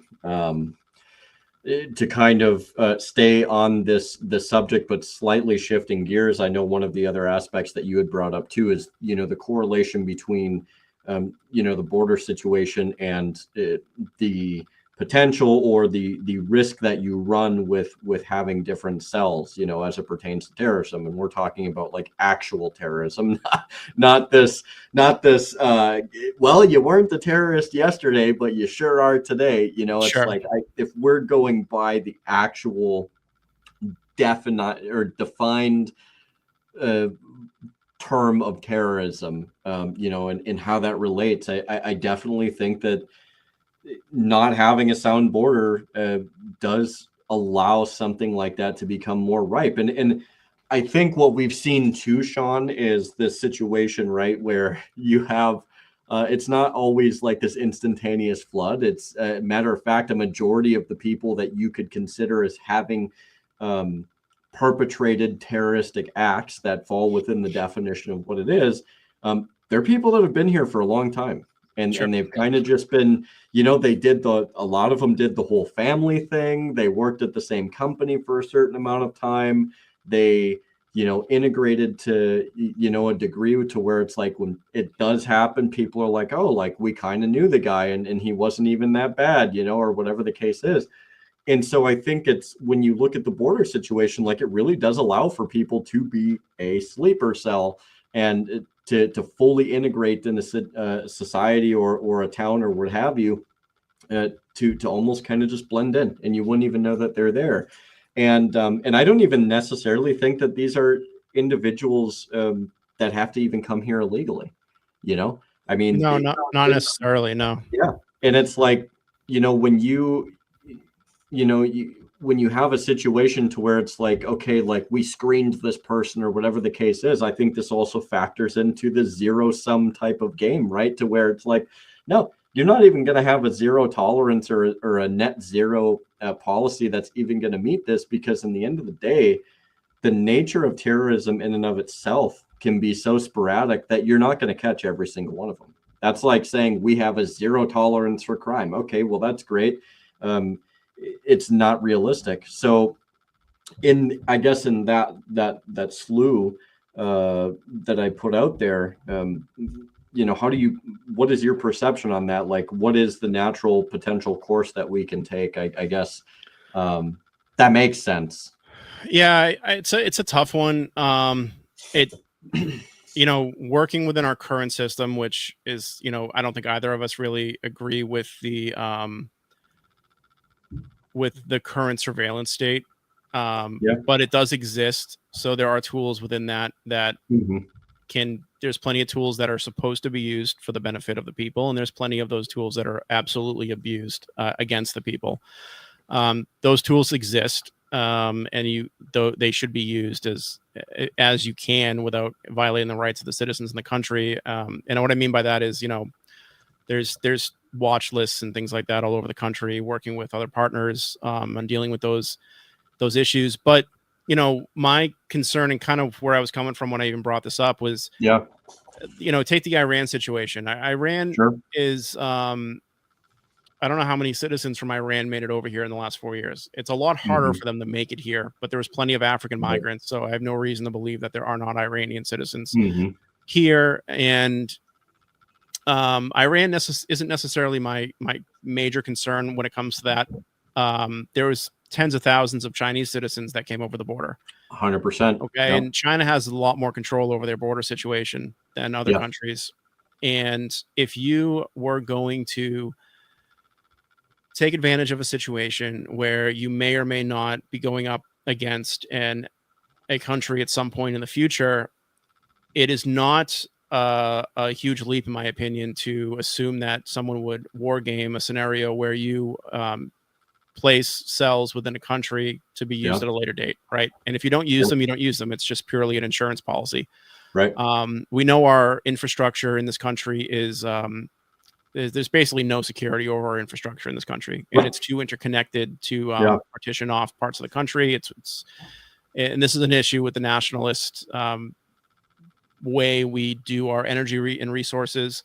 So, if you have 40,000 of your citizens that you've sent over out of 1 billion, and you send them over specifically to just lay in wait and say something kicks off in Taiwan, well, there's nothing stopping. 40,000 people is a lot of people. That is a lot of people.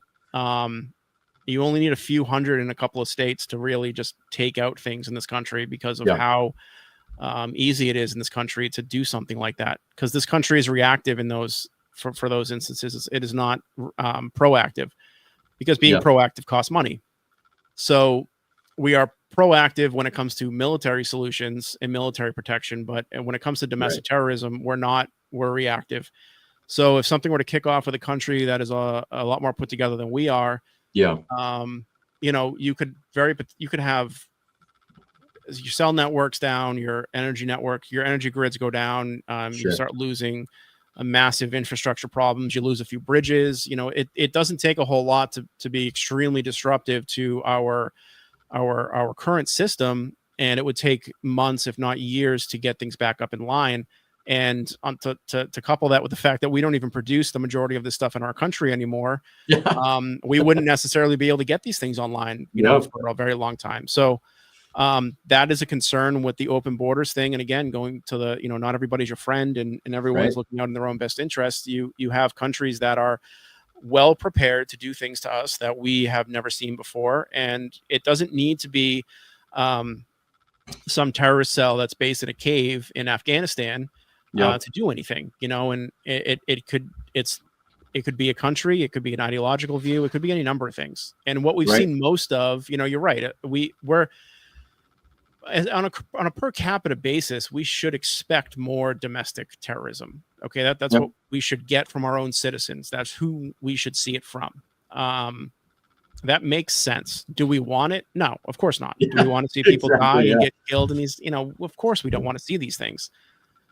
But if you're an adversary and you're game planning these kinds of things in a society like ours, which is not homogenic, it's a lot easier to infiltrate through mass migration to cause these problems than it is in other countries where you would need to do a lot more work to get people on board with your way of thinking and way of life to do these things in their home countries. So, I think it's very problematic.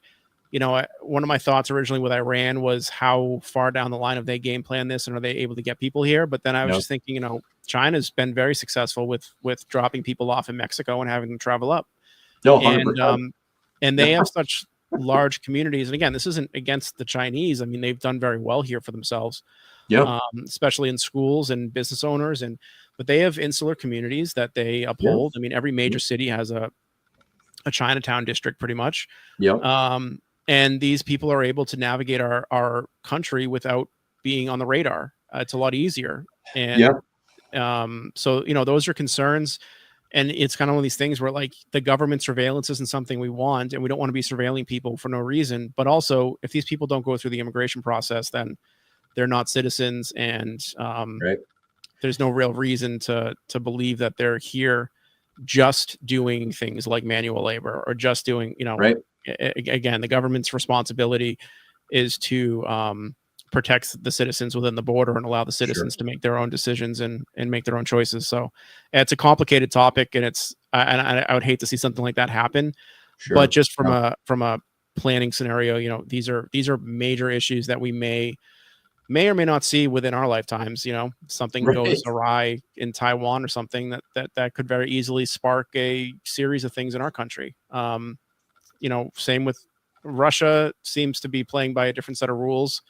I don't really expect the same thing from there, but we know very well how infiltrated Russia was in our government for decades and decades. Oh, for sure. I mean, they did a fantastic job of infiltration. So, we had a congressman banging a Chinese spy. And then everyone just was like, oh, he really wasn't doing that. It's all fine. It's like, you're on an intelligence committee and you're doing these things. Like, I don't know, man. Like it's again, like the COVID came from a bat. Like, are we seriously believing these things? I don't know, man. It's a very concerning topic for sure.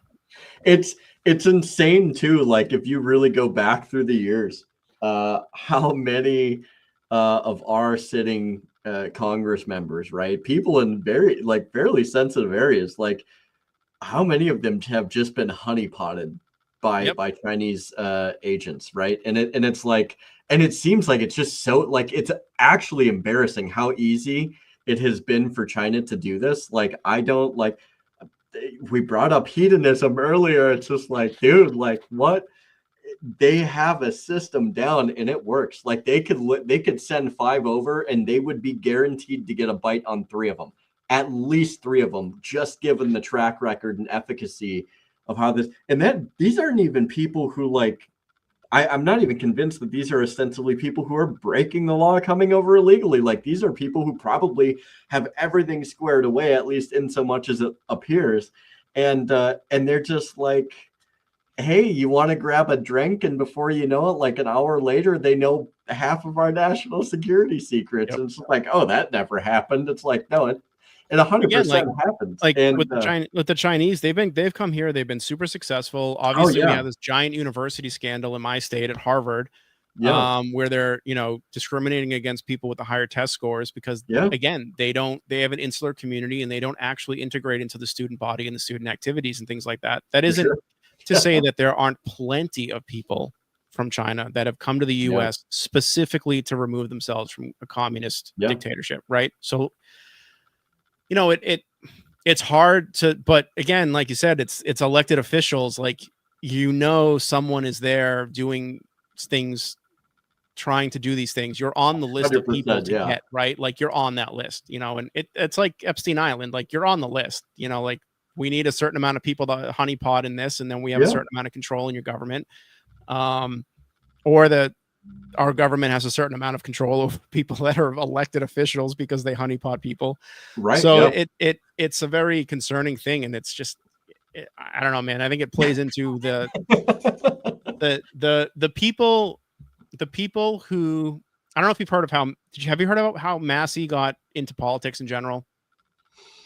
Very vaguely. All right. So basically, he was writing letters to an editor, to a local paper, about issues in their county. They were trying to ban stuff. He was writing letters. So then through these letters, he got attention through other community members who they showed up at like a meeting at one point, and all these people basically just showed up and ceded their time to Massey so that he could continue talking past his 5-minute limit. Right. Sure. And his political, his notoriety grew from this. Right. So like, you take somebody like that, and then you take someone else who is basically a sociopath and wants that power grab, wants to be involved, wants the notoriety, wants to be president one day. Like, you need to be insane to kind of go after some of this stuff, quite frankly. And those people are more susceptible to that kind of behavior, to be honeypotted by a foreign government because of their behavior patterns and personalities and things like that. So it's an interesting kind of issue to have because, it's kind of that thing where it's the people we need in government are not the ones who run because they know it's insane and inefficient and not something they want to do. They don't want to be involved. But, those are the people you want because they're honest, good people that aren't going to being wrapped up in this nonsense. Yeah. No, and I'm actually kind of happy you brought him up, because I think it'll kind of tie into our last two areas, to be honest, amongst a litany of other issues that Massey has kind of gone after very famously. But Iran and, and we'll hit on NATO briefly, just to kind of bow tie it. But it's amazing to me. Somebody had brought up, they're just like, isn't it weird how disproportionately like Trump is trying to lobby against Massey? He is putting so much effort and seemingly resources into trying to primary this man. And a lot of people are just like, dude, like, even you being the president of the United States, the likelihood of your efforts of trying to get him primaried is so small that it would have to be ostensibly just like a miracle act because of the amount of support that he enjoys in his state.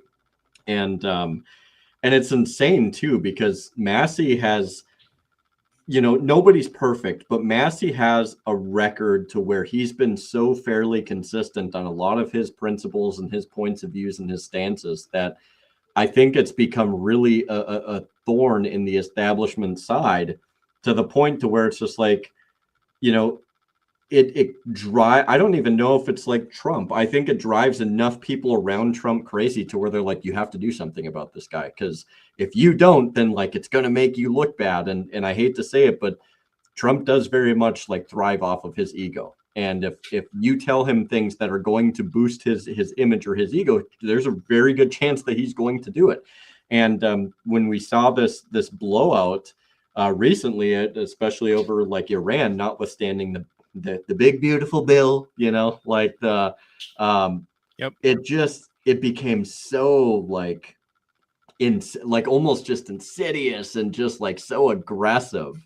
And it's amazing to me that the one person that actually is attempting to, and I say attempting and trying to fulfill and uphold the principles that are supposedly MAGA, is now as like the most ostensibly considered to be the most anti-American person in the world.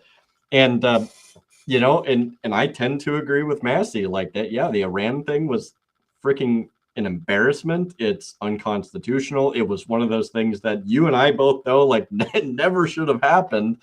But I do think that there's a bigger picture here, and it's like, what is that whole thing? What does this whole thing like really spell out for the American political realm over something like the big beautiful bill? The issue with Iran, you have one person that's actually attempting to uphold the values that we all profess to say that we have, and now is being labeled as the most anti-American person. I mean, it's make it make sense, Yeah, I think it's an interesting problem to have for Trump, because Massey is typically America first in the truest sense. Yeah. And a constitutionalist as much as he is able to be. So yeah.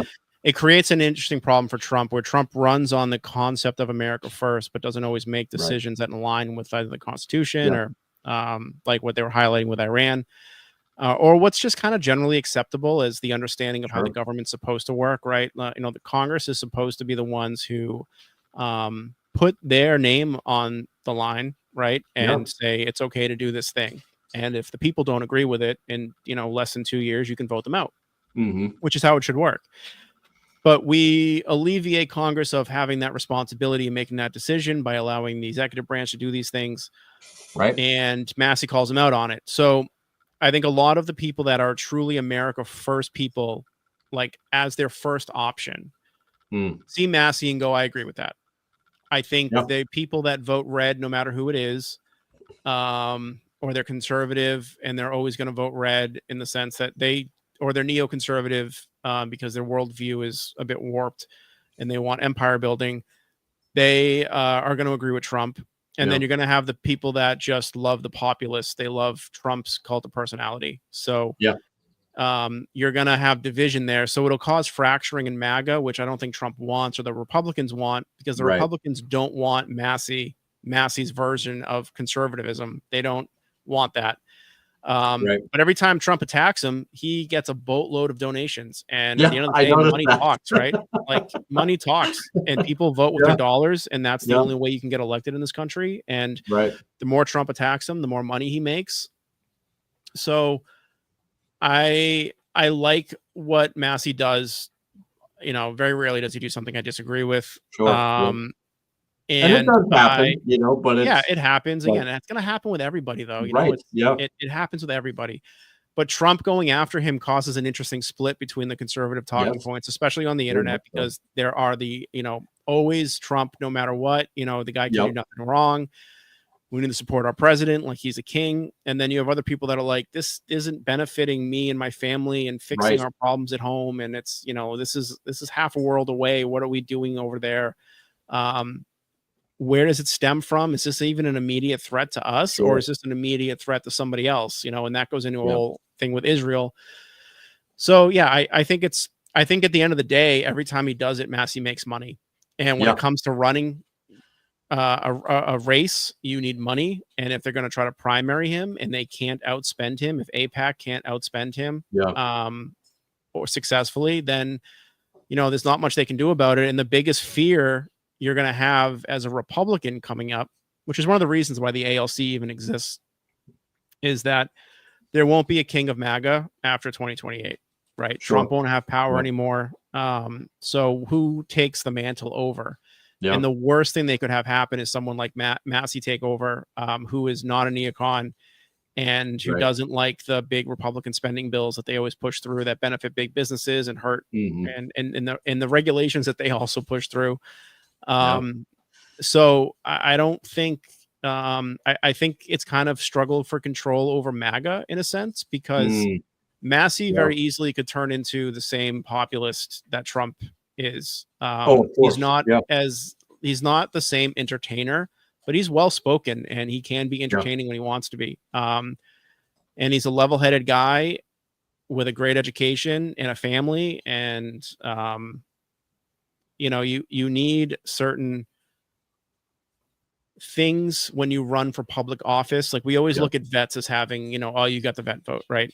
I mean, the guy lost his wife. And they He's got an released an ad in apparently on the anniversary of his wife having died, which some people thought that was in very poor taste, and I'm inclined to agree. Yeah, of course it is. That's absolutely. So yeah, That's I what we're don't, dealing with, right? I mean, that is right. the establishment machine that we are dealing with, regardless of what side it is. Because I mean, that's just, you know, they will scorch earth as long as it yields to their benefit.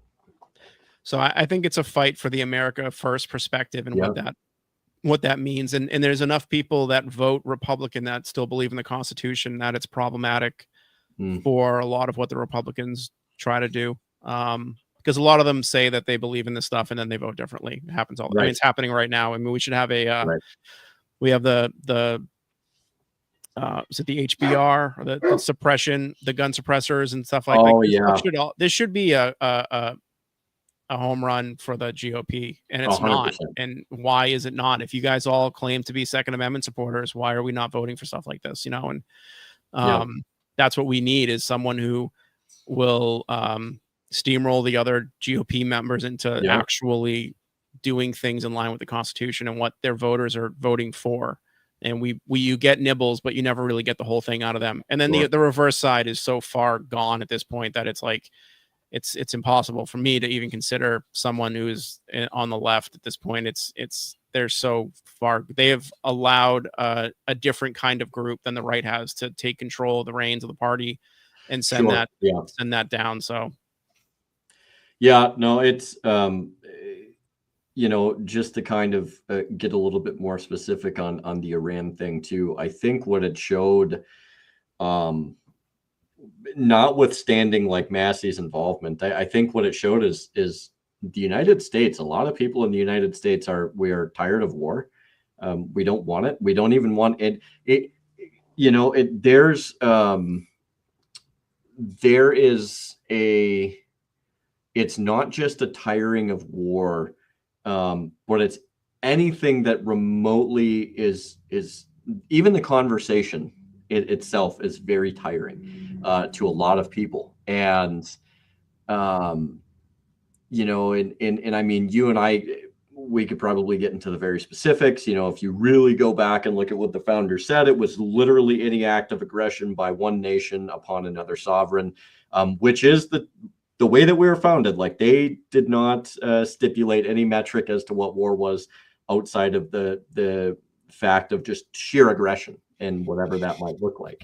I think we're just tired of it. And I think when you see the split of people, I mean, the arguments that I was seeing just in like Twitter comments alone of people who were just like, no, absolutely not. Like, this is not, you know, this is not what we wanted. We don't want to be involved. It doesn't even matter if, oh, it was one tiny little bomb, or it was one little, you know, bullet casing that was ejected in anger. It's like, no, like, we want nothing to do with this.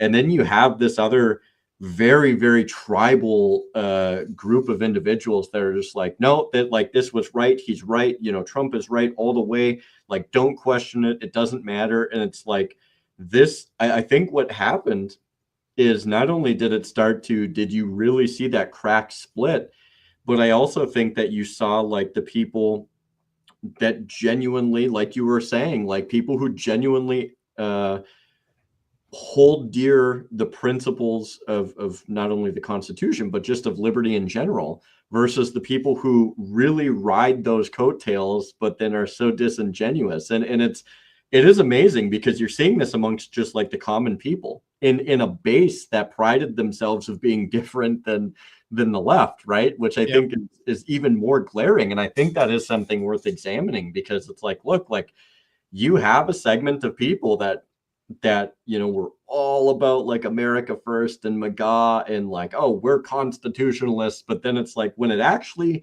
when rubber meets the road, you know, and the pedal goes down, like, it was never about the Constitution. It was about personality. It was about the party. It was about whatever your chosen leader was saying, which is completely contradictory.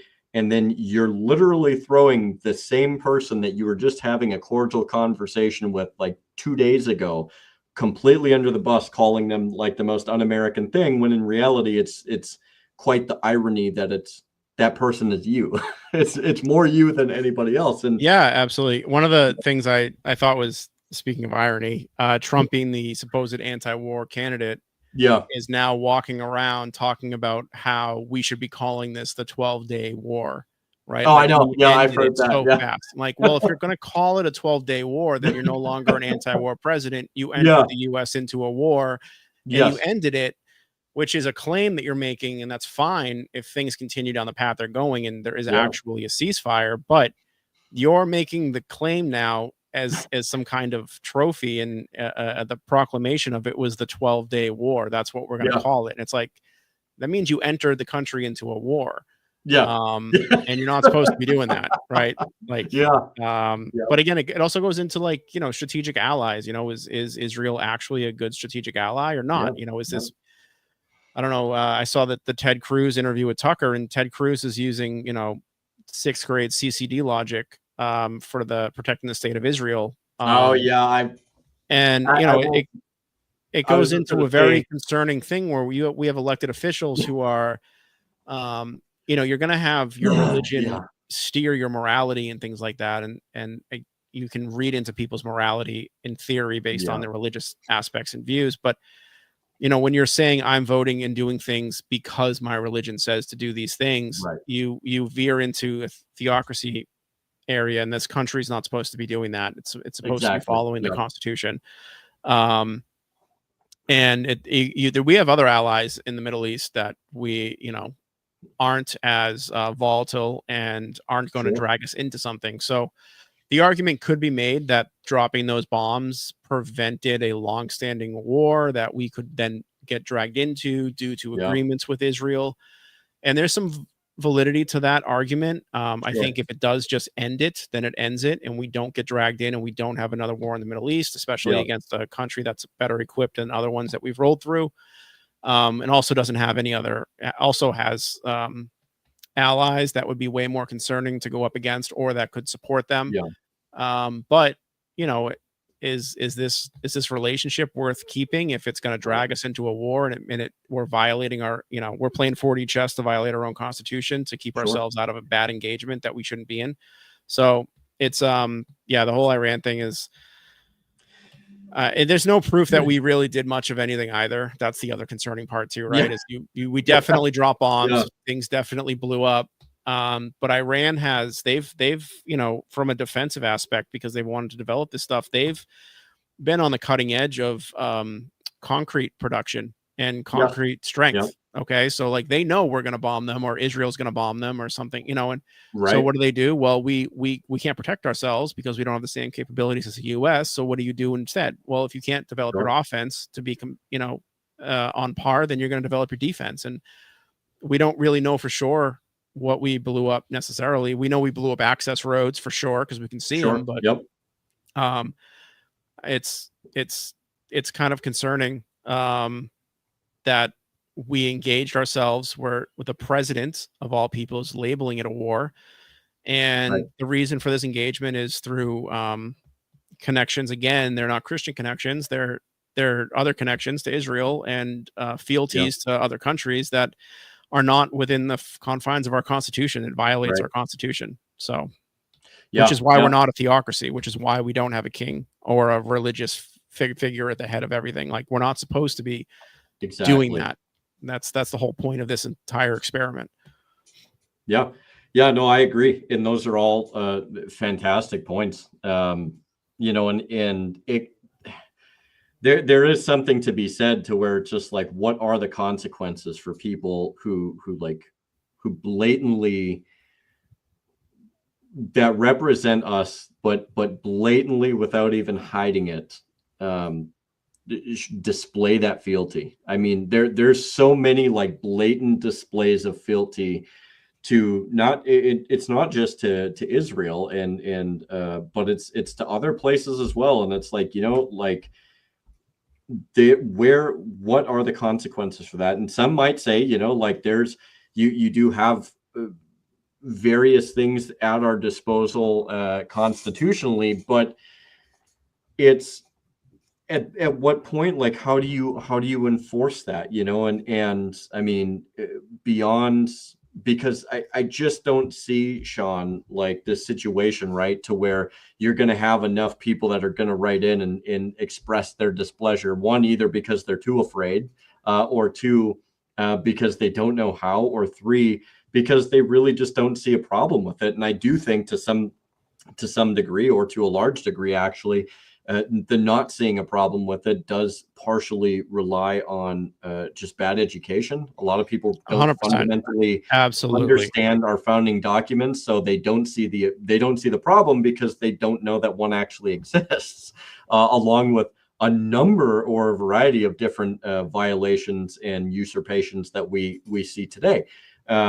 So it's like, how do we go about to correct this course? And I would say that, I mean, to even allude to doing so is such a monumental task at this point. And I do to have a tendency to quote Michael Bolden from the 10th Amendment Center quite a bit, but he's not wrong. Like, we have a monster state that we are trying to contest ourselves against. And it is only getting bigger and bigger and bigger. We have the largest government known to man in the world today. And everything that it puts its feelers out to, all the things that it controls, all of the different things that it does, and to know that there's so much influence to some degree to be able to dictate where we go to war, who we make war with, and so many other foreign policy things. And then you look at Iran. For those of us who've looked at the Middle East policy for over the last like 3 or 4 decades, to us it's not surprising, right? But to so many people, they either don't see it or they're just utterly shocked at, like, I can't believe that this happened. It's like, well, like, I don't know what to say about that, because to some degree, it's almost shocking that it is shocking to some of these people. But that being said, each person is on their own journey, right? And so I think the only thing we can do is to help kind of foster them along to the people that do become aware of it, and to hopefully spread that awareness. I think that's really one of the most effective mechanisms we have. I think it falls into, we talked about exclusionary systems for immigration and the diversity issues with that stuff. And, you can have good versions of these things and bad versions of these things, right? You can have diverse ideas in a contained, as we should have in, say, like Congress, to display arguments, but everyone should be always fighting for the same team. That should be the general goal. What we have had since probably the 60s is bad indoctrination into the American experience. And I believe no matter where you stand on anything, there is a level of indoctrination. For sure. You are either going to indoctrinate people to believe, and uphold those values and vote with those values first. And if you don't do that, something else will slide into that spot or fill that bucket that is full no matter what, by something or some ideological view. And you'll have people like Ted Cruz voting based on religion. You'll have people that will vote for somebody solely because they're more Christian than the other one. Does that make for a better government? No, but people vote for what they either relate to, or people vote for single issue items, right? So like pro 2A, pro abortion, anti-abortion, like, these things become the focal points instead of larger issues like, what does the Constitution say? Like, because they don't understand what it says, like you said, and they're not educated. And that's a failure to correctly indoctrinate within the public school system, because the public school system has completely failed to indoctrinate people into not believing that America is always right, but just the understanding of the process that should take place within the country and why the country has been successful and how to keep it that way. And so then you fall back on it should happen in the home, and it should, but if you get a few generations removed from these ideological views, breakdowns in the family unit, you have a couple of world wars, you kill off large groups of men that would believe in these kind of ideals, right? You're gonna start to lose a grip on this kind of thing. And we've experienced that. And the propaganda we have pushed on us for the last few decades has been nothing short of anti-American. And it doesn't need to be, I'm not pro-America like the pro-American empire.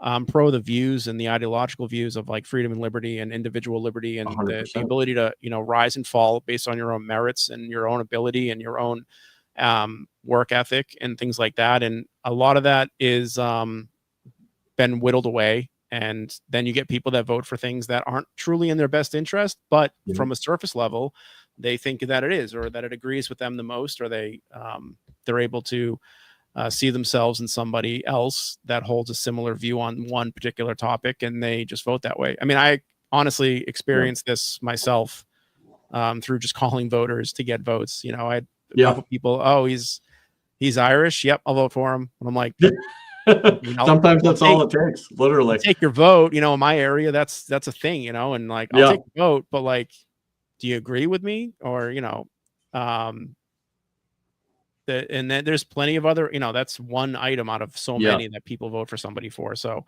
it's ignorance, and it's a lack of proper indoctrination, essentially. Because the thing is people view indoctrination in under a microscope, where it's bad, like you're telling people how to think of things in a worldview to see things through. But what they don't understand is that not everyone expands their views or dives into other topics to push those topics against each other to see where it shakes out for them, right? And if you're well-read or you're interested in these things in general, you may go outside your comfortable echo chamber and see, oh, do I agree with this, that? Most people aren't doing that stuff. It's what's fed to them is what they believe. And if you get them early enough in a certain mindset, then that's just their belief system, and they don't question it, because unless something happens in their life that makes them question it, they just continue on their path. Absolutely. Yeah. And I do think that, when you look at indoctrination too, and you evaluate it with a concept like discrimination, I just think discrimination kind of fits into that realm too, because it's like, there's discrimination's not always a net negative. And even if you have people that like grow up and they understand the concept of discrimination, they can actually go out and expand their horizons and figure out the things that they do like, the things that they don't like, what they approve of, what they don't approve of. And it's the same thing with indoctrination, to where it's not always amounting to a net negative, either at an individual level or a societal level. It's you're creating a basis or a foundation in which those people grow up, they learn, they take that, and like you said, they can go out and they can expand those horizons and be able to test what it is that they believe against other like real world things. And that can, let me give you an example. Like Yeah. we had Chuck earlier had mentioned the government doesn't have to protect you. We've had a couple of Supreme Court cases that have literally said the government does not have to stand in front of a bullet for you. Yeah. The police are not obligated to protect you with their lives. Okay. That's not an obligation. Right. People are indoctrinated to believe that the police will do that for you. Yes. Yes. Okay. Because Absolutely. occasionally it does happen, because there's just good people that do that job because that's what they love and they want to do that. They want to help people and they feel like that's a duty for themselves. But that's not a requirement. So when you tell people those things, they're like, what are you talking about? It's like, you can look it up. You know, we all have the internet. You can find this. There's a couple Supreme Court cases. Right. I have a couple up, like 89, 81, 2005. There's a few that have, you know, and people don't think that, but there, like I said, there's good and there's bad, and those good and bad can be, you know, I'm going to be biased on what's good and bad, of course, but there's definitely stuff there where people are indoctrinated to believe certain things are working and functioning one way, and it's just not true. Yeah. Yeah. 100%. Yeah. I like what you brought up, and I think it's all very good points. I want to slightly pivot to kind of one of the final points. I think it still kind of takes place in the realm of Iran, and I do think there is an indoctrination component here, and even a bias component that people hold. But when we look at NATO, you know, the absolute decrepit dinosaur that it is, you still have people that are just like, we need NATO. NATO's the greatest thing in the world. You know, and it is vital to freedom and security. And the one word that I absolutely abhor, democracy, it's like nails on a chalkboard. I absolutely, if there's one word I can say that I detest probably more than others, I don't like democracy. It's one of those things to where like it's partially successful on paper, but despite the fact that it's actually ever led to anything successful for the individual, it always tends to devolve into a despotism, or at least, in the very least, a great monopoly on violence by the state. Almost. Well, we didn't start as a direct democracy for a reason. Right, exactly, and that's it, you know. And it's one of those things to where it's like, you know, first off, like I don't want them to defend democracy, because that's not the thing that, you know, I fundamentally understand as an American. That's not who I am as an American, you know, and granted, we have the situation we are, but I do think that, you know, if you understand our history, you recognize that that's not who we're meant to be.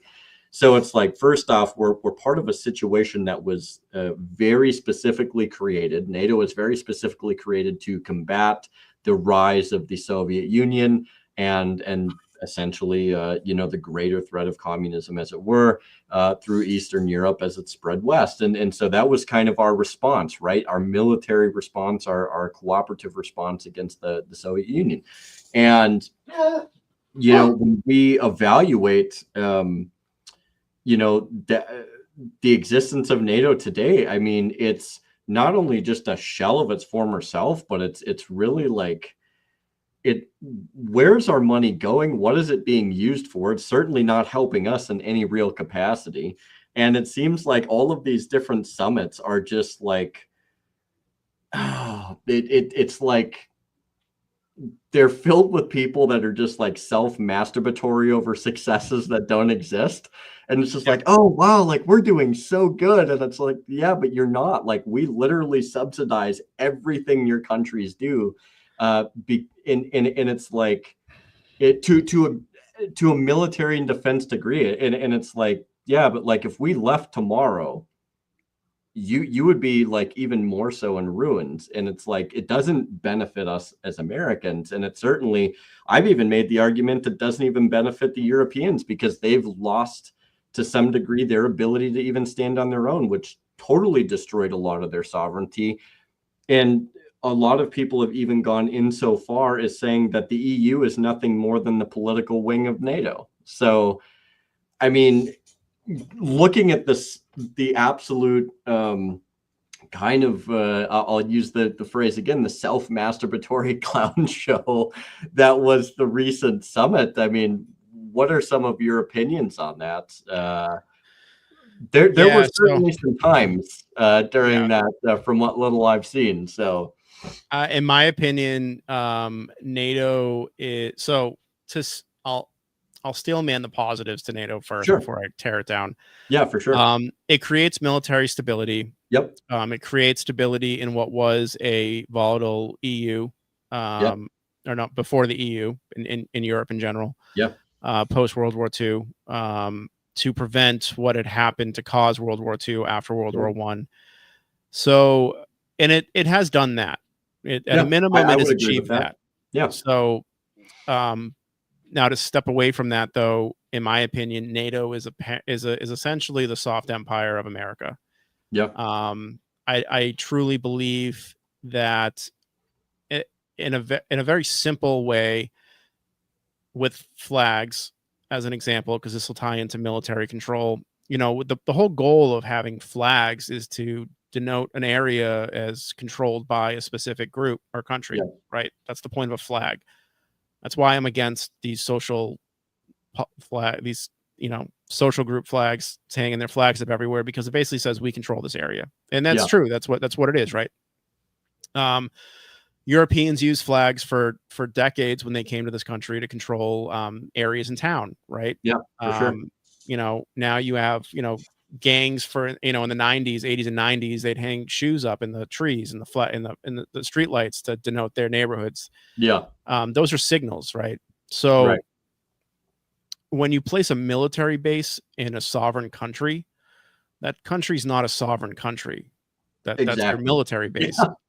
Yeah. Okay, so it's a soft American empire that gives the illusion to the country that's supposed to be sovereign that they are in fact sovereign. Yeah. You couple that with America controlling the default currency globally, and you have the American empire. That's where we devise all our control from. So NATO's purpose, in my opinion, is not a military alliance as it stands as an alliance. It is the American empire projection. And that, to me, is why Ukraine flared up, because you had old holdover for good reason. USSR, Soviet, Russia holdover don't want the NATO Western allies on their doorstep with missiles that can go into their country. So that's why I think it won't go away, unfortunately, even though I 100% believe if you look at the economics of it through the view of what does America benefit, what do we spend, we clearly don't get what we spend back. Right.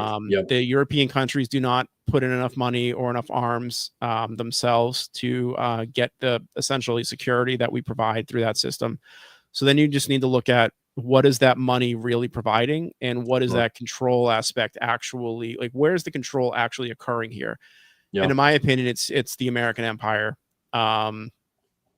controlling that in conjunction with the UK, as it always has, and relieving the ability of other European nations to build militaries large enough to combat that, because up until recently, they were the only ones that could possibly do it.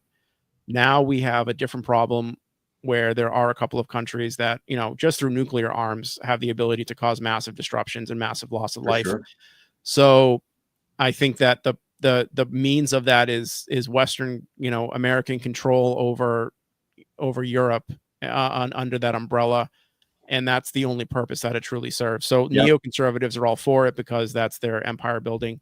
Do I think we need that? No, I don't. I don't think we need the land control. I already think that America controls the seas. And at the end of the day, that's the main, you need to move people and there's too much land mass to move people over in mass. You need to move them over in ships. And if we control Sure. the seas, we control not just the ability to move people for military endeavors, but also for trade.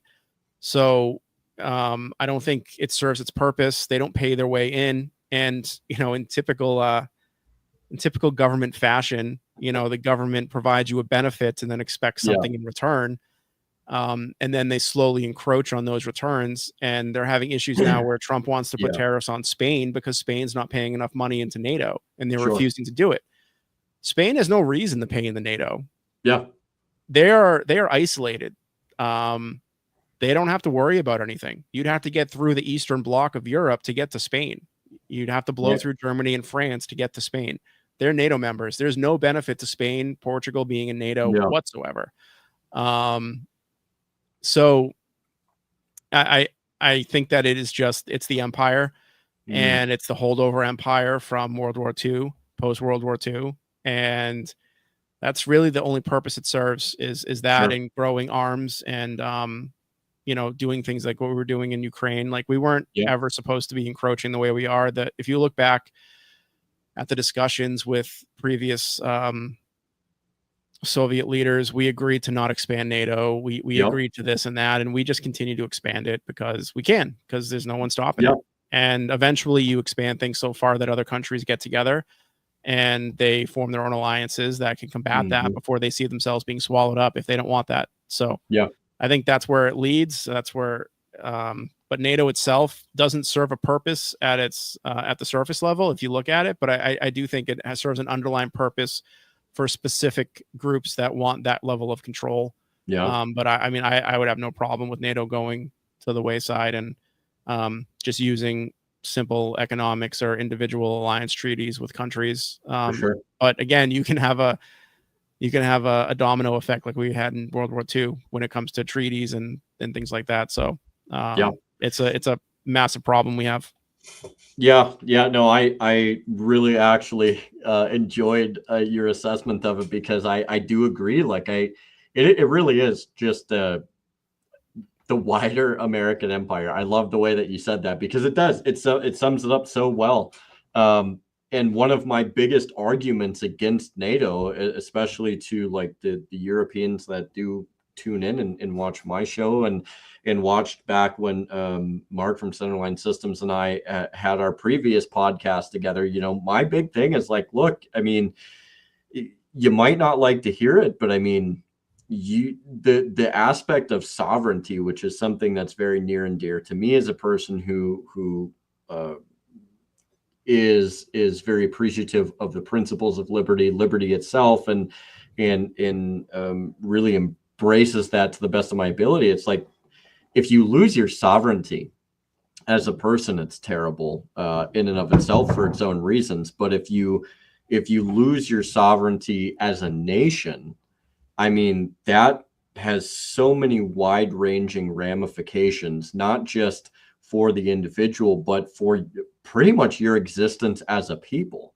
and your ability to conduct business on your own, to be able to make deals, to make treaties, to have agreements, to do all of these things, the lateral movement, to be able to develop your economies and your industries and all that. I mean, I could go on and on. And, it's like, to me, that has been one of the biggest detriments, in my opinion, just being the American that I am, and evaluating that control that is the American empire over Europe. I mean, it's, in my personal opinion, devastated Western Europe to so many lengths that if you were to tell them tomorrow, like, okay, you have to start producing your own stuff, most of them actually don't seem to have the infrastructure right now to even be able to do basic things. And it's like, and on top of that, Sean, you have this leadership in Europe that is like, it's so neutered and become like this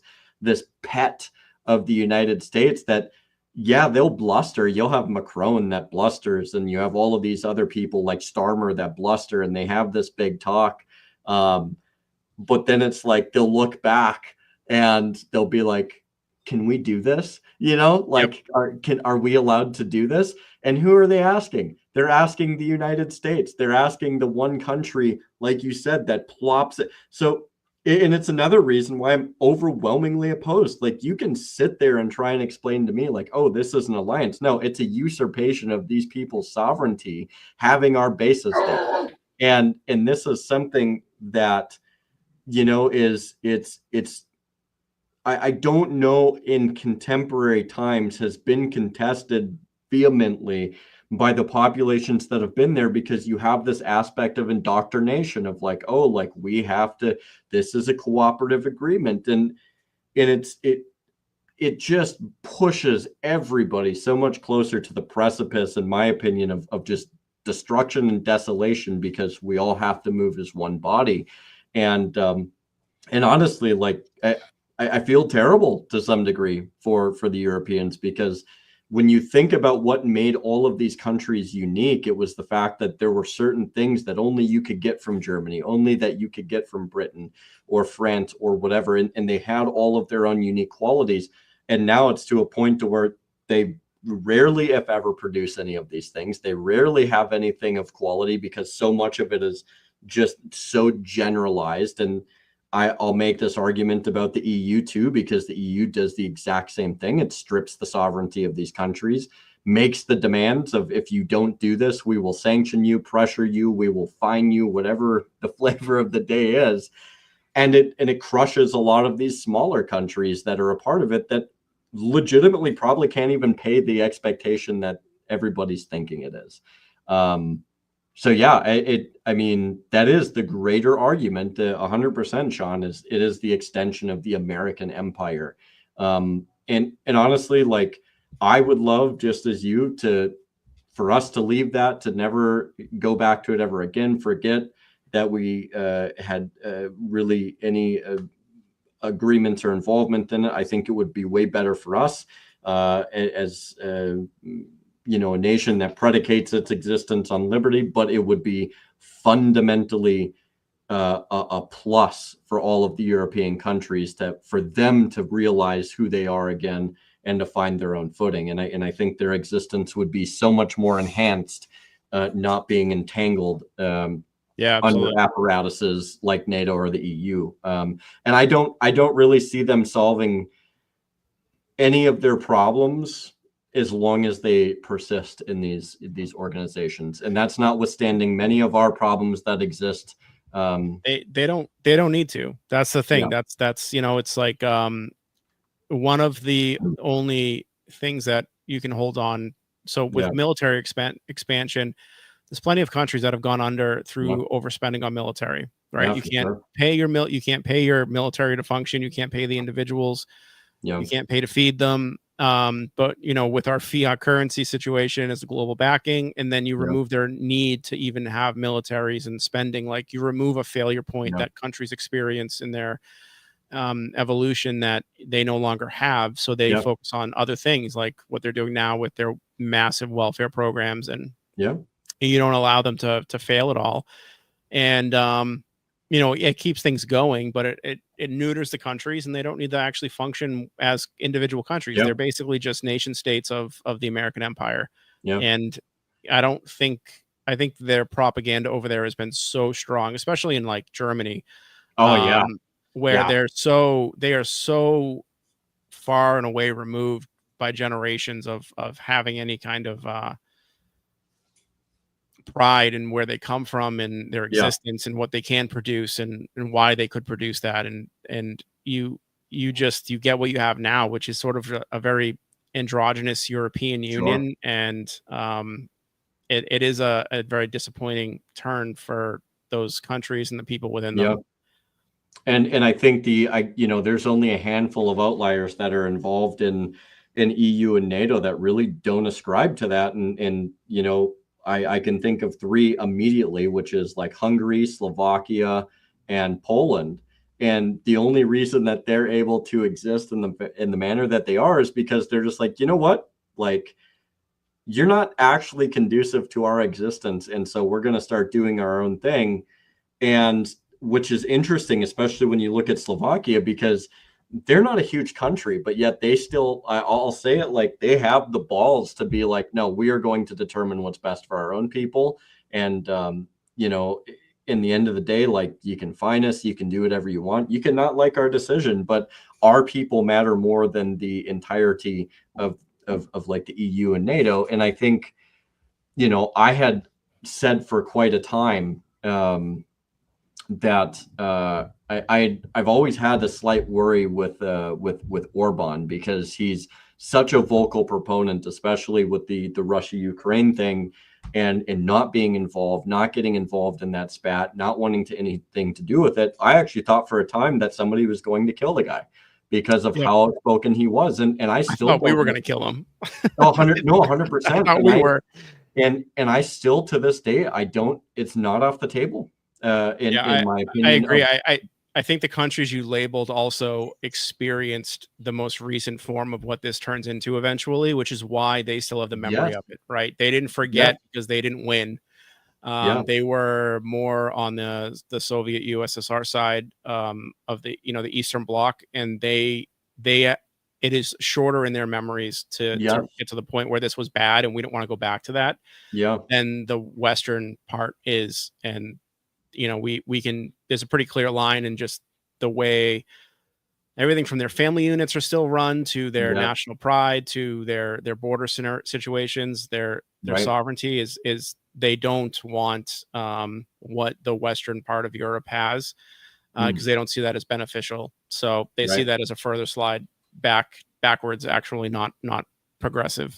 Yeah, agreed. And you know, especially when you look at Poland's situation now, they have a new president that's not all on board, allegedly, for the overwhelming EU influence. He is not a big fan of being overwhelmingly involved in NATO. And so a lot of people are speculating that you're going to see a further shift away from that doctrine. And from a lot of what I've heard, you know, of course, I can't firsthand verify it, but ever since about midway through the Russia-Ukraine conflagration in their fighting, it started to get louder and louder that a lot of the Polish people really want nothing to do with that conflict in general. But a lot of the perception has been created by the Polish government, who's very interventionist, and it's not the popular opinion of the people. And I started to see a lot more of this crop up in places like Hungary, like Slovakia, like even Serbia, which isn't even a part of the EU NATO apparatus, but they're kind of their own pocket. And you started seeing a lot more of this dissent exist in so many of these countries. And I thought that was fairly interesting. So, you know, there is some hope, I think, in the general populace. So yeah, it's having those countries that are doing it differently, and if they're successful with it, it will bring in the populations in other individual countries to say, look what they're doing. They're being successful. We want to be more like them. And they're going to play the card. They're going to play the binary card where Poland's going to go towards Russia or this or that. None of that's the case. They want to be an individual country. They don't want to go back to that side either. So it's going to cause it's going to be an interesting propaganda war over that if it does continue. But I mean, I'm hoping they're able to stay strong with it and stay sovereign. And that's what their people desire. No, I 100% agree. So, dude, this has been a great conversation. We covered a lot of topics. I really enjoy having you on and getting your perspective and so much of the nuance that you provide in a variety of different conversations here. Appreciate it. The ability to go from one thing to the other, especially when some of the topics are, you know, there's some relation, but some of them are kind of unrelated, is always great. And I have to say that it makes it enjoyable for me because we can kind of have a good back and forth. Thank you for coming on, and I'll let you do a few closing comments if you would like to.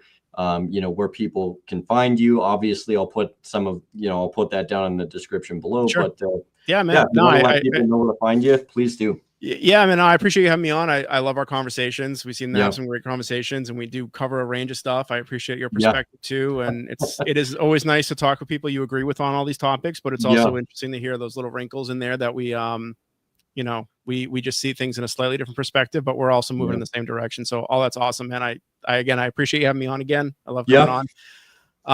If you're watching and you like some of the stuff I've said, please check out at AL Caucus on X. We have a link to our Discord on there, or AmericanLiberty.info is our website if you want to check out some of the caucus stuff. Again, we're kind of a socially conservative-ish constitution to anarchist sort of cross section of people that just really want to move liberty concepts forward across the country. A lot of the primary focus is within the Libertarian Party, but we're not opposed to working with people we just agree with. I know we touched on Massey tonight. Somebody like that would be a prime example of that. Yeah. So please check us out. Check out your local Libertarian if you can deal with your local state. I mean, it's a good group. My local affiliate's fantastic. So even if you don't like all the national nonsense, you can find a good group of local people to just meet up with drinks and have some good conversation, and it's a good time. But outside of that, man, I appreciate you having me on again. Yeah, it's a great topics, great conversation, and appreciate all the guys in the chat too. I appreciate the feedback. It's great to get some live feedback and some good questions and comments from you guys too. So thank you guys for tuning in and watching. And until next time, man, I thank you so much. Yeah, absolutely. It's great having you on. And if you have a couple minutes after, I'll just chat with you quick.